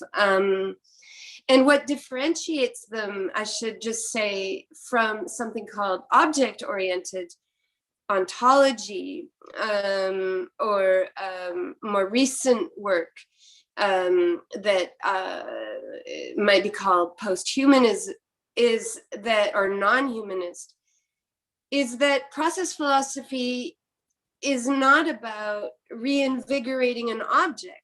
It would see the reinvigoration of the object as the same gesture as the reinvigoration of the subject. So it really asks the question in the terms that I outlined, of the more and less, of the many becoming one and the one becoming many.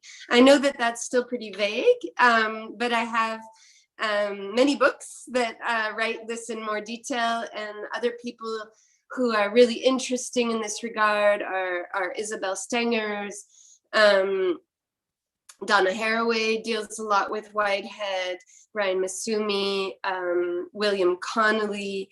There are many folks out there who have thoughts around these questions.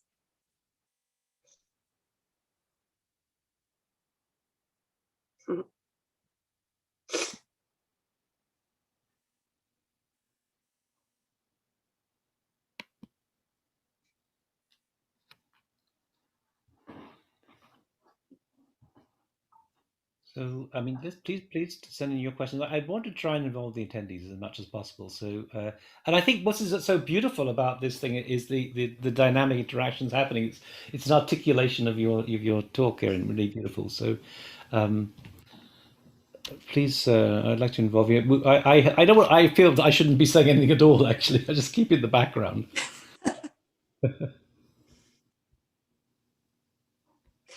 And maybe I can say something to fill the air. Originally, I had given Neil a different title. I was going to write on infrafacing. And in the end, it only came up a little bit. But it might be a concept that is useful for people. Brian Masumi and I have written about it elsewhere. And it came from the question of interface design, obviously. And, how do we think about the interface?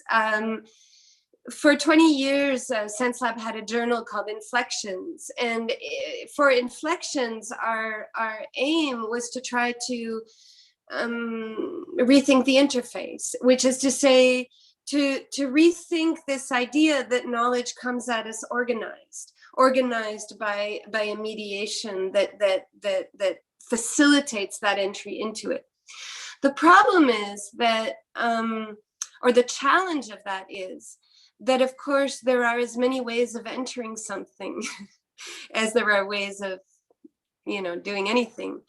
And so what we became more and more interested in was that the idea that actually what happens is a continual infrafacing.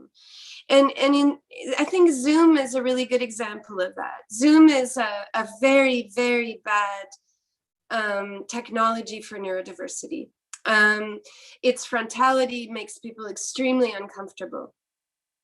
And I can't quite figure out why it's worse than FaceTime or Skype, but it seems to be. I'm surrounded by neurodiverse folks, and I can really see that it has that effect. It has something to do with the square and also with the resolution. It's too good an image, I think.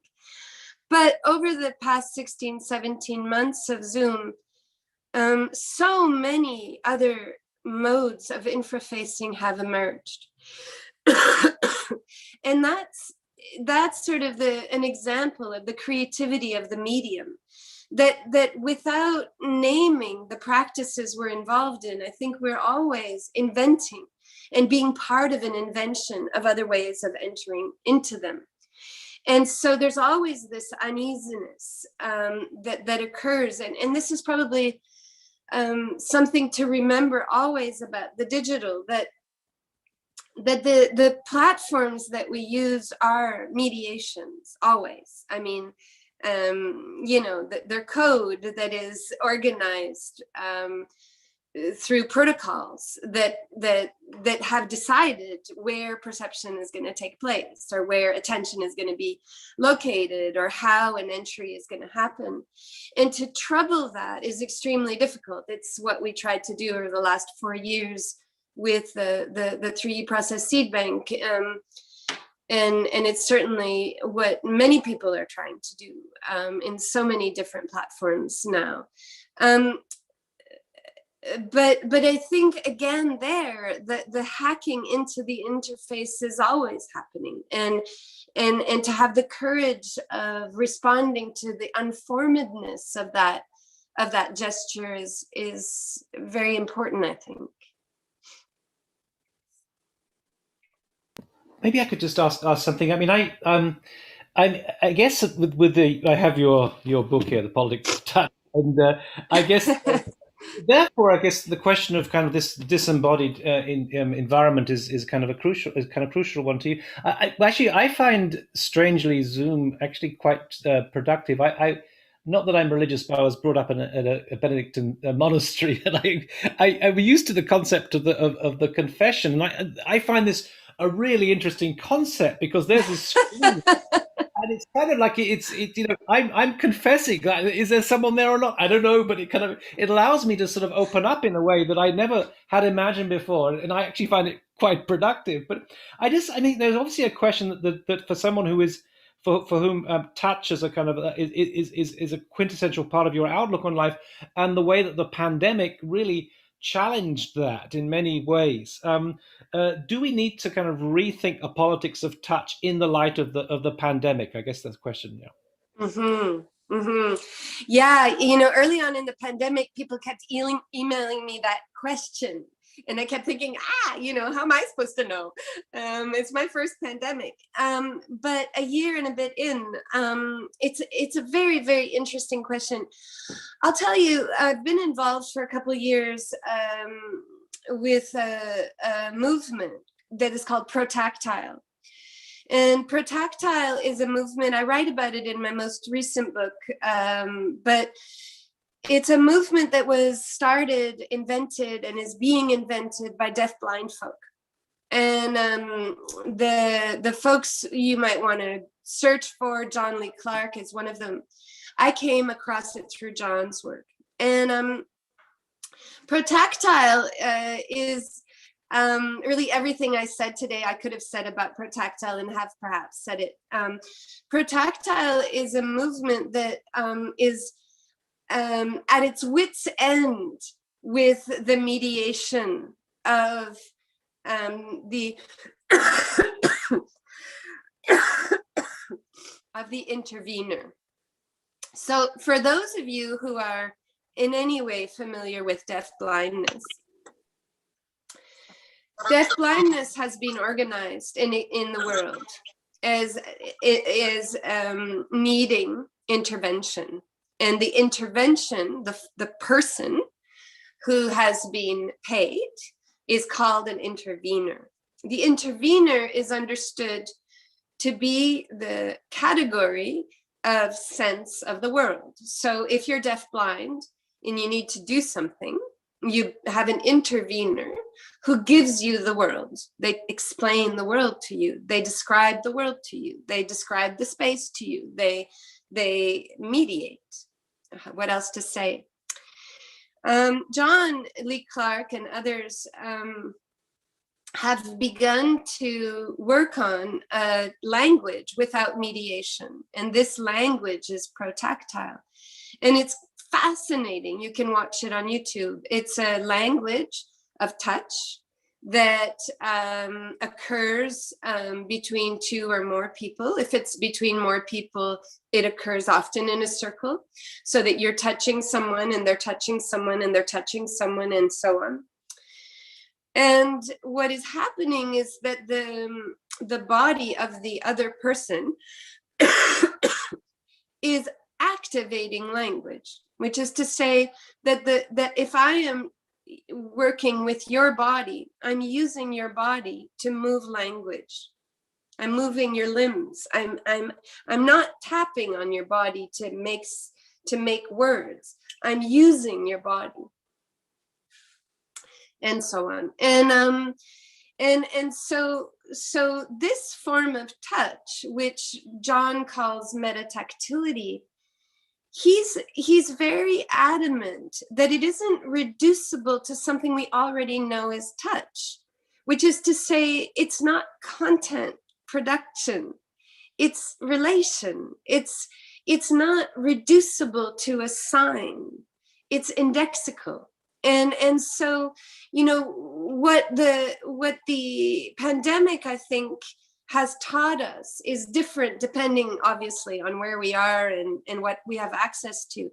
But I think it has taught us that we need to, or if it's taught us anything, it may have taught us that these indexical forms of touch are necessary. We need to become more attuned to the complexity of sensual expression, that it isn't limited to the organs that we use. And that was the argument I tried to make in Politics of Touch, but it feels perhaps more urgent today. At the same time, we have to, I think, realize that these forms that have become ubiquitous are neurotypical in so many ways, that to sit in front of a voice, to have in the confessional, I'm not going to forget this, is to take for granted that the talking head is a way that you can assimilate. And many of the folks I know just don't work that way, and it doesn't work if they can hear at all, you know. And so part of the challenge also that I've had this year is trying to think of how to communicate with John. You know, if you're deafblind, this has been really hard. You know, protactile is not a possibility in COVID. And so that's also been on my mind a lot.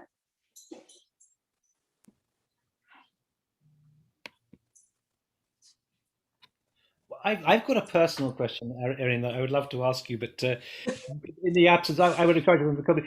This basically, I've done a lot of work on, I guess, oculocentrism or vision and so on, and the role of vision and what have you. And typically in architecture, we've had this opposition between those saying, no, you know, it's not just about vision; it's about all the other senses and so on. And you know, we've got to engage with that to sort of, you know, Bachelard and all that kind of approach, which has been quite a dominant aspect of architectural culture and importantly.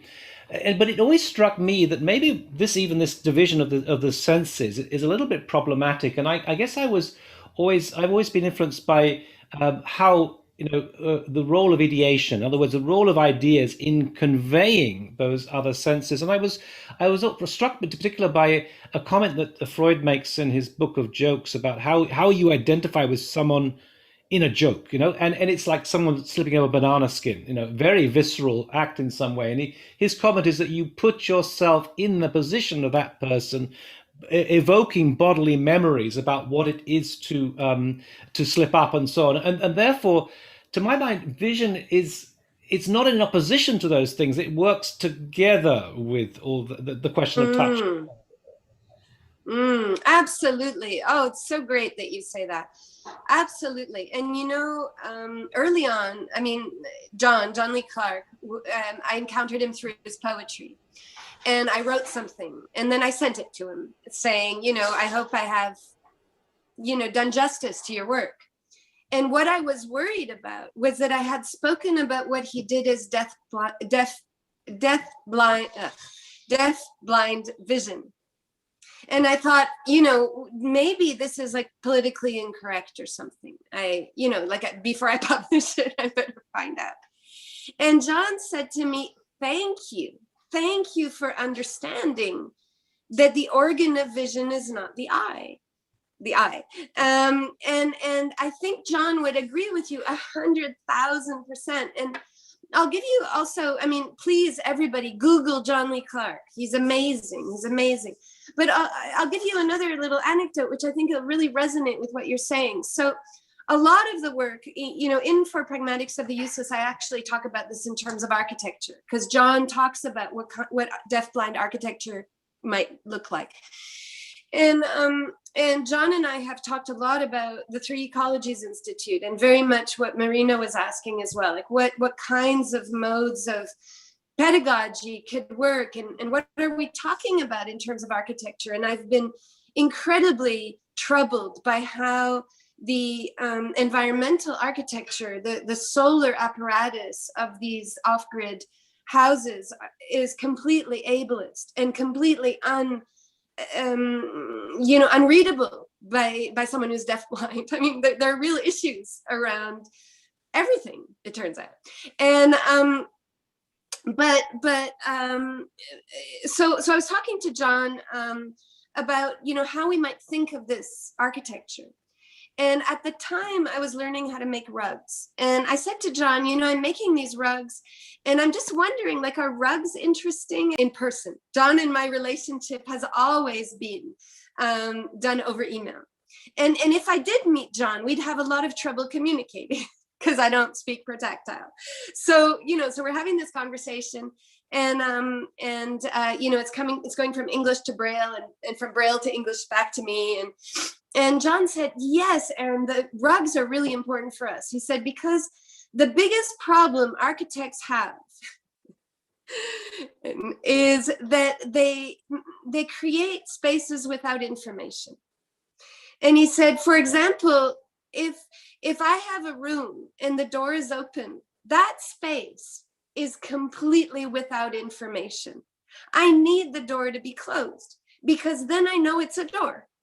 And so we started talking, and I said to him, well, okay, let me send you a rug. So I made these rugs, and you know, if you want to see these rugs, are on my website, but they're handmade, and they're different layers, different thicknesses, different textiles. So they're very, very tactile. But in the making of the rug, I started to realize that I might have been engaging with a different kind of vision, because I knew I was going to someone who had another kind of vision, you know? And so anyway, I send the rug, and John says to me, I think I'm going to put it on the wall. And I was like, John, you can't put it on the wall. That's like ableist. You're supposed to put it on the ground. Isn't that what you need as a deaf-blind person? So we had this really funny conversation about my own ideas of art, you know? And he's like, why the hell can't I put art on the wall if I want to put art on the wall? You know, my fingers are more sensitive than my toes. And he said, what you're going to need to do is send me another rug. So I made another rug. And shortly after that, folks in the deaf-blind community started asking for rugs. And so I started sending these rugs. And this created this extraordinary architectural conversation that had nothing to do with building a space, but had to do with animating spaces' thresholds. And that I found to be a practice that, as you say, it involves vision. I'm visual. I'm a visual artist. I'm affected by vision.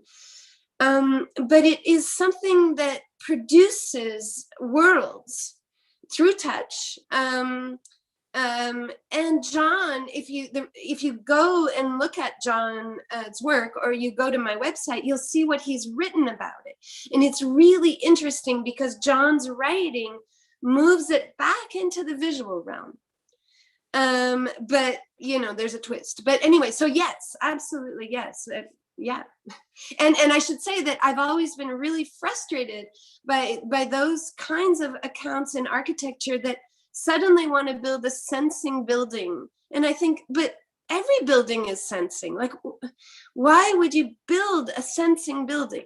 Why wouldn't you attend to the building's own sensings? Like, why not be curious about what it's already doing? I'm going to intervene very quickly here, if it's okay. This is Sanford Quinter.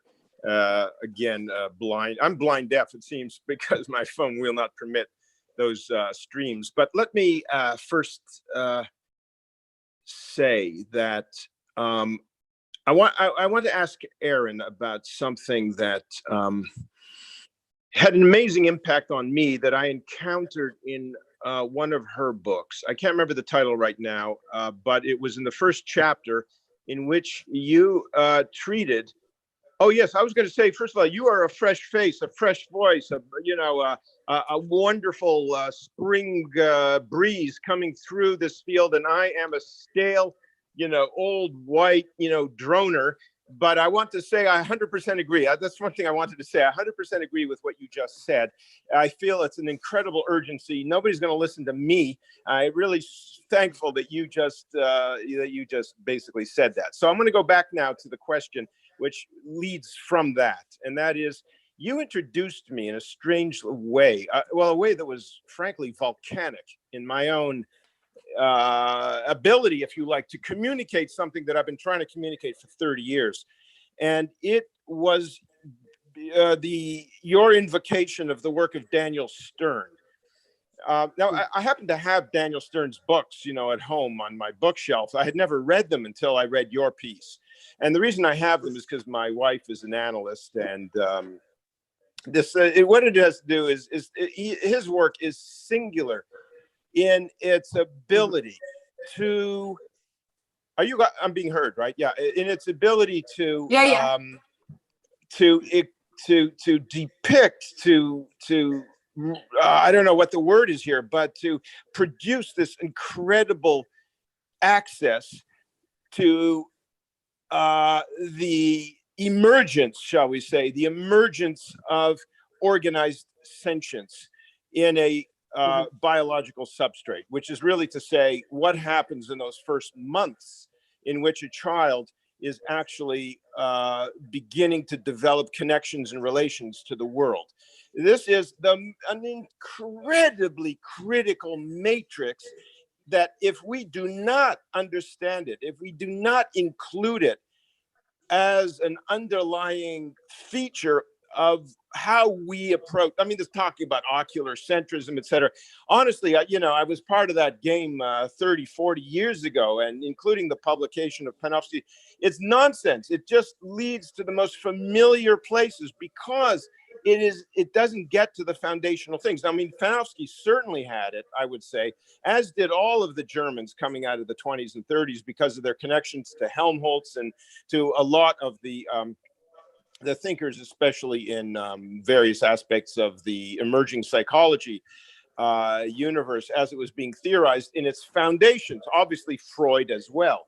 But I want to say is the Stern thing was very, very important. And it goes, so what it did, you used it in a very particular way as the opening, as really the opening salvo in a book that tried to basically help us understand the embryology, if I may use that term, and I'm using it in the René Thom aspect, the embryology, which basically means the morphogenetic and the psychogenetic adventure, shall we say, of our engagement, not of the world, but in the world, as the world. This was a critical moment for me because I saw that Stern now I was able to use him in a certain way to invoke, to help others, for example. That's to say is, how do you, a theorist, enter, from dance and from movement and from the other works that you do, why do the architects, why were they interested in you? And why did you believe that maybe they were when I told you that they were? And I think, of course, what else could be more important now? And it really has to do with this, to understand, to acknowledge, if you like, that matrix. But this is also an answer to your earlier question. When you talk about your own, shall we say, feeling of barrier or difficulty in achieving a seeing, or shall we say, a sentience in the environment, which in some ways can espouse or engage or in some way pick up the genius, and I use that term in a very, very obvious in the way, the genius that you experience in others around you. I would say, be aware, just be increasingly aware of the fact that you have already done it, and the pathway that led you from that form of sentience into another sentience is actually in many ways reversible. In other words, you can recover it. There are many ways, many practices. There are thousands of practices for that. And I would say just being immersed in the environment and spending times. I've spent times with hunter-gatherers, I've read stuff. But the point is these non-ordinary experiences. Now, I don't know what part of my talk, in a way, you actually heard in the lecture the other day, because a lot of this came out. I didn't get to present a lot of it, but a lot of it came out in the question period. I would say what I'm classifying as a non-ordinary experience, if you like, is something that is at least 70% of people have them at one point or another in their lives, and which can be achieved by even more. And I would say that this category of experience really has to do with, it's achievable through meditation. It's achievable through, but thousands of different practices, even frankly, diving in the water. There are millions of ways of doing it. So I wanted to ask you if you wouldn't mind to re-encounter or to re-engage. What for me was so important was the way in which you used what's his name's work, who I just forgot his name. Stern. Stern, yeah, the way you used Stern's work as a framing setup, as the first scaffold in order to begin to deal with the way in which a human evolves a relation to the world, which is continuing. That's it. Yeah, God, it's a gorgeous question. yeah, and hopefully I can get back to the question of the unusual experience, because I think that's really important. Also, going back to what Neil was saying about vision, and I'm aware there are a couple of questions also in the chat we could come to after that. So for those of you who don't know Daniel Stern, he's a really, really wonderful thinker. And the book that I'm most moved by is called The Interpersonal Life of the Infant. And Daniel Stern has done years and years and years of close attuned work to how infants express themselves in the world. And in a kind of challenge, or not a kind of challenge, in a challenge to the psychoanalytic presupposition that there are these phases that an infant moves through that are that condense their experience.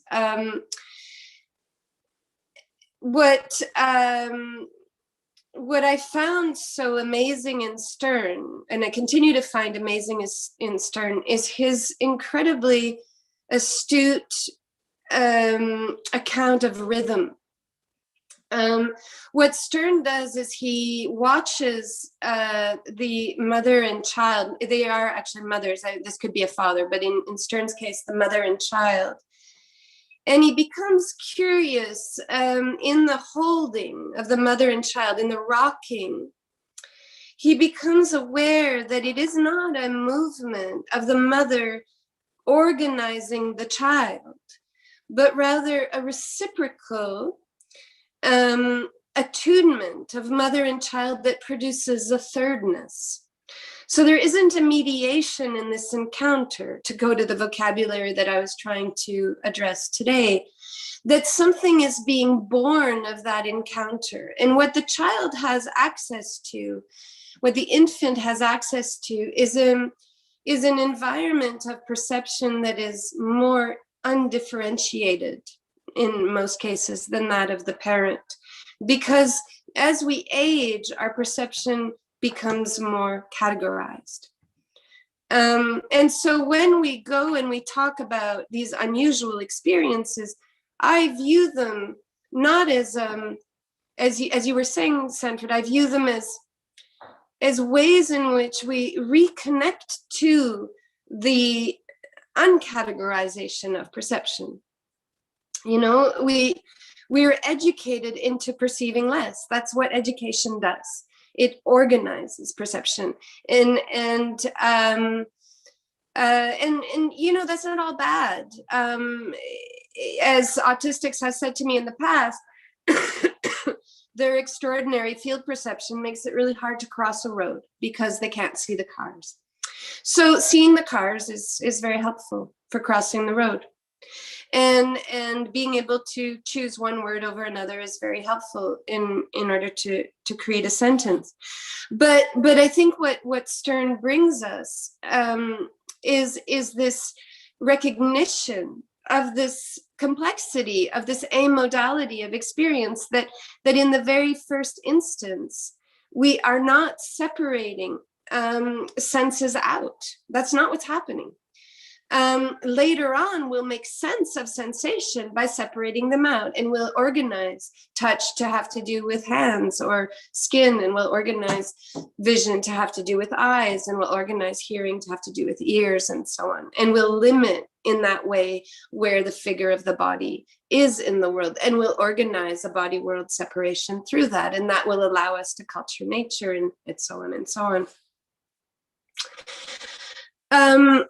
There was something else I was thinking, Sanford. Now it disappeared. Oh yes, and so where this goes is toward evaluation of experience, and this is just really where I was also going in my reflection. I did hear the question period in my reflection of your talk, Sanford, that neurotypicality is not neutral, it's evaluation. Certain bodies have value and certain bodies don't. If you're not sure that this is true, just look at the rates of abortion of Down syndrome fetuses. We know what we believe counts, and what we believe counts has certain ways of knowing. And so what I'm trying to do there in Always More Than One with Daniel Stern is to show the dangers of those forms, those qualities of perception. And it's also what I was trying to show today. The First Nations are cleared because they express, because there is expression in the modes of living that are deeply threatening to the organizing standards of the clearing. To perceive more is dangerous. And that's why maybe, this is worth saying as well, that the folks up north who have been teachers for me about the land, not a single one of them finished high school. And every single one of them found a way to tell me that. And I think that's because they know I'm a teacher, and that there's this kind of sense of having to excuse themselves, as though that knowledge that they didn't have was somehow important in the ways in which I'm learning from them, right? And so I read that as what education taught them. Education taught them that the knowledge that was important was the one happening in school. And what they're teaching me, I'm sure, wouldn't consider knowledge. They would consider it living. And that's that's what the clearing does, I think. Erin, you sort of answered the question. I don't know, maybe I just comment that this beautiful question about can a person live as a blind architect or designer? From that perspective, what are we neurotypicals blind to? I think it's a beautiful couple of questions. Do you want to maybe add Yeah, I mean, again, a neurotypical person doesn't exist. We're just trained in it. So once you begin to recognize the training, you begin to see that what you've been doing is passing. So, I've also heard people, and I'm not naming you, Neil, but I've heard a lot of people tell me, well, Zoom has been really good for me because sociality is not. And the ubiquitous forms of sociality are really exhausting, and I can handle this kind, So, that's an example of neurodiversity. So neurotypicality is inscribed in the way we learn and teach and live for most of us. But that doesn't mean that it is something that we must adhere to. And what I think happens most of the time is that the neurodiverse tendencies are there in our processes. They're just what we edit out. So perhaps the first step as an architect is to be curious about what you edit out. Like, where do you second guess yourself? Where do you think people will think it's stupid or retrograde or whatever it is, whatever the monkey is on your shoulder? How is that playing itself out? And from there to become interested simply in what moves the thinking forward. I always think that we make in repetition, most of us are quite repetitive creatures, we make in repetition because there's a certain attunement to a process that we can enter into through repetition that allows the difference to come forth. I mean, meditation is an example of that. You go into it in a relatively predictable way in order for it to take you somewhere different. And so, there's nothing wrong with repetition, I don't think. But when you come in and using the tools of repetition to come into the process, what is it that you take with you from elsewhere that you're imposing on the process? Maybe that teaches you something about what you're blind to. When I wrote with John about architecture, and blindness. A lot of what John said, I think, is exactly the opposite of what people would think a blind person would need architecturally. And I thought, why don't we just listen to each other more? Like, you don't have to be the architect who knows how to do it. You just have to talk to the people who need it and be curious about it. So that's also something. John is allergic to the vocabulary of accommodation, and a lot of neurodiverse folks are, because accommodation is a kind of acceptance of the status quo. It sort of says, well, we'll do it the way we've always done it, but we'll add a ramp. Well, surely we're more creative than that. So that would be my first answer, that we can learn from each other. Shall I continue the next question? Education as a fundamental part of colonialism shapes the view we see the world, cutting out what is not important to the system, our origins, mother tongue, etc. Do you think informatic technologies could empower populations, indigenous or immigrants, to create a non-colonial education system? What do you think is needed to transform the status quo of education, a standardized education to person-focused one that incorporates the individual culture and knowledge of the students? Yeah, Arturo, these are great questions. I suspect you have answers to them too. This is a tricky thing with questions, right? Because the people who ask them, they have a lot to say. I would always start by saying that the work is happening. I really think the work is happening. It's not that we have to start from zero. It's happening, though, in the places we often don't know to look, like in the it used to happen, in the bar, or, in the afterthought, or in the gathering, or in the dinner, or in the Zoom. It's happening. It's just that it's often not happening where we talk about it as education. That's the horror of it, I think. And so and we don't trust each other, I think, that it's happening there. So for example, if I organize a class and I say to the students, look, I'm not going to grade you. You can have an A. It's not an issue. What we're going to do is we're going to be in a process together. It takes me half the term to get them to trust me, because they don't know why they should trust me. And also because they're kind of bored with new techniques that just have them waste their time. Like they might be easier to just write that paper and get on with it, and I think what they're asking me is, can something really change? Is it worth me making all this effort to get into what we're doing? And if so, where is that going to go? Am I going to just go back to another one of those classes that's going to ask me for a paper and it's going to grade me, in the way that I've always been graded? So yeah, I have been experimenting for many years with alternative pedagogical techniques, some of them spectacularly failures. I think that maybe what we need to do most is produce less. I'm one to talk.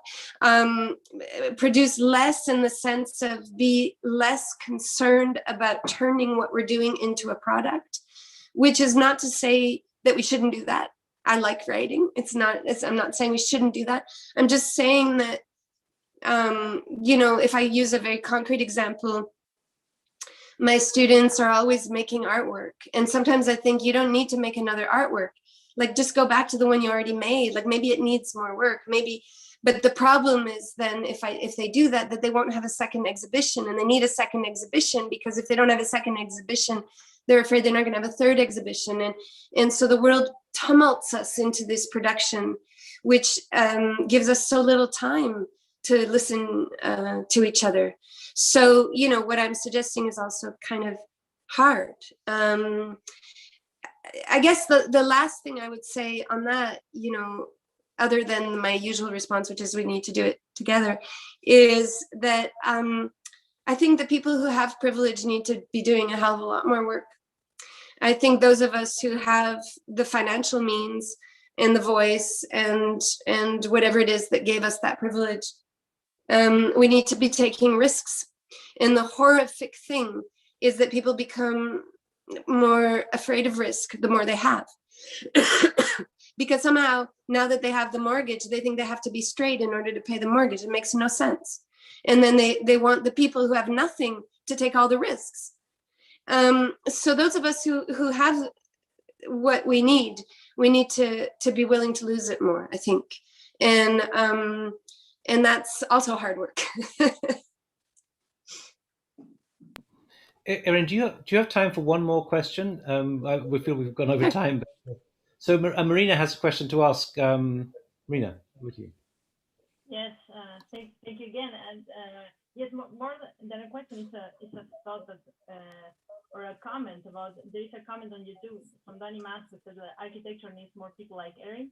And I should say that I completely agree. And I can add that there is like a beautiful thought that you have in terms that philosophy can be a living practice. And in a way, we can move that beautiful idea to architecture as well, and to say that architecture can be a living practice. And in that way, I like to think about this idea that concepts are not like there waiting for us to be discovered, that we need to build these concepts. And in that way, I believe that the idea of architecture is super sensible in that way, to the idea of build. And so there was more like that kind of comment. And what do you think? That do you agree with the idea that these concepts are not like waiting for us, that we need to be active in that way and to help to build this concept or discipline? Yeah, that's everything. You see, I didn't need to give a keynote. That's all we needed to really say, that the concepts are alive. I always say to students, if you're working and a concept doesn't speak to you, just put it in your pocket. Don't bother with it. It'll come back. If it doesn't come back, you won't have needed it. You know, be as generous as you can, which is to say, critique is too easy, but don't. I'm afraid that what learning does often is it makes us feel stupid. And I think that we're deeply, deeply conceptual creatures.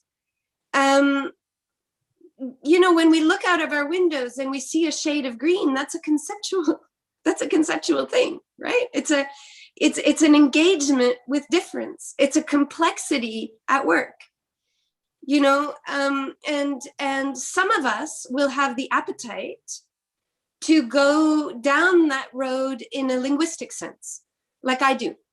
You know, so for some of us, that'll be the way. For others of us, we might need to string up a hammock and cover it with mosquito netting against the black flies and begin to wonder about the movement that produces. Maybe we need to do that more than once, you know, before we build. Or maybe we need to, you know, who knows what we need? I don't want to be prescriptive. What I know is that, or at least what I've always thought, is architecture is such an exciting practice because it is so imbricated in complexity. It can't do anything without complexity.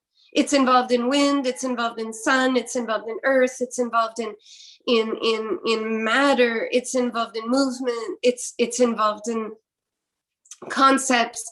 It is interdisciplinarity. And it is everywhere. And it teaches us how to think. It gives us philosophy. So architects don't need to go elsewhere. They need to do their work, you know, to practice, I think. I mean, who am I to speak that? But that's the feeling I get. And you know, from that, I can extend an invitation. I mean, this is really the project of 3E, that we ask people to build more 3 ecologies into the world, wherever they are, but they can also come here and build. And the idea is to really challenge what you mean by building, which is not to say you can't build a thing. But maybe to ask yourself, what is that impulse doing? You know, in one of the places, in one of the shacks up here, there's no electricity. Well, there's no electricity anywhere, but there's no solar panels, and we have a portable generator. We have some batteries, but there's no working toilet. And the urgent thing right now is the toilet, because mosquitoes are really not fun if you don't have a toilet, right? And so what we're doing is we're spending our time trying to figure out how to put in toilets, right? What is architecture when it's that, you know? And what does putting a toilet do? I mean, if you're me, it probably means that you're going to paint a wall, because putting in a toilet's really not fun. So I'll probably figure out something else to do. You know, what if we began there rather than with the plan? What would that look like? And I have a feeling that those are process philosophical questions for architecture, in architecture. I don't know if that makes sense.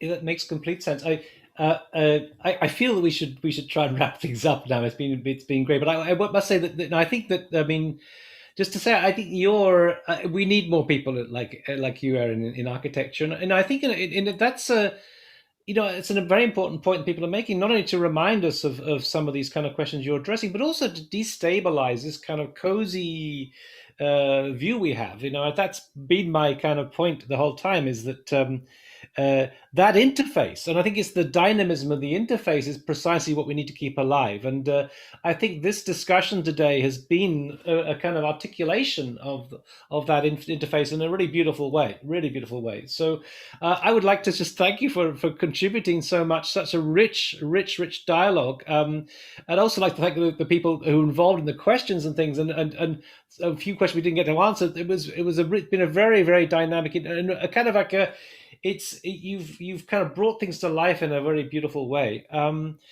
So I hope that this is, although this is the end of this particular session, that it's not the end of our engagement, and obviously not. I think this will open up lots of possibilities and avenues of discussion in the future. So, but I'd like to thank you, Erin, for something very, very beautiful. It was exquisite, very thought-provoking, and for those of you who want to read further, I've got this one book, The Kind of Politics of Touch, which is very beautiful.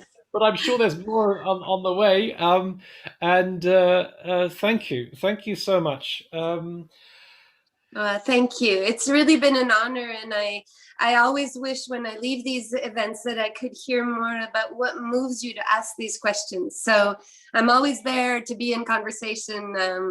I'm easy to find. So I look forward to continuing. Thank you, Erin. Thank you, everybody. We'll see you all tomorrow. Thank you. I'm giving talk tomorrow, which is going to be a very daunting task to follow on from Erin today. So thank you. Well, I'll see you then. Thank you. Okay, bye.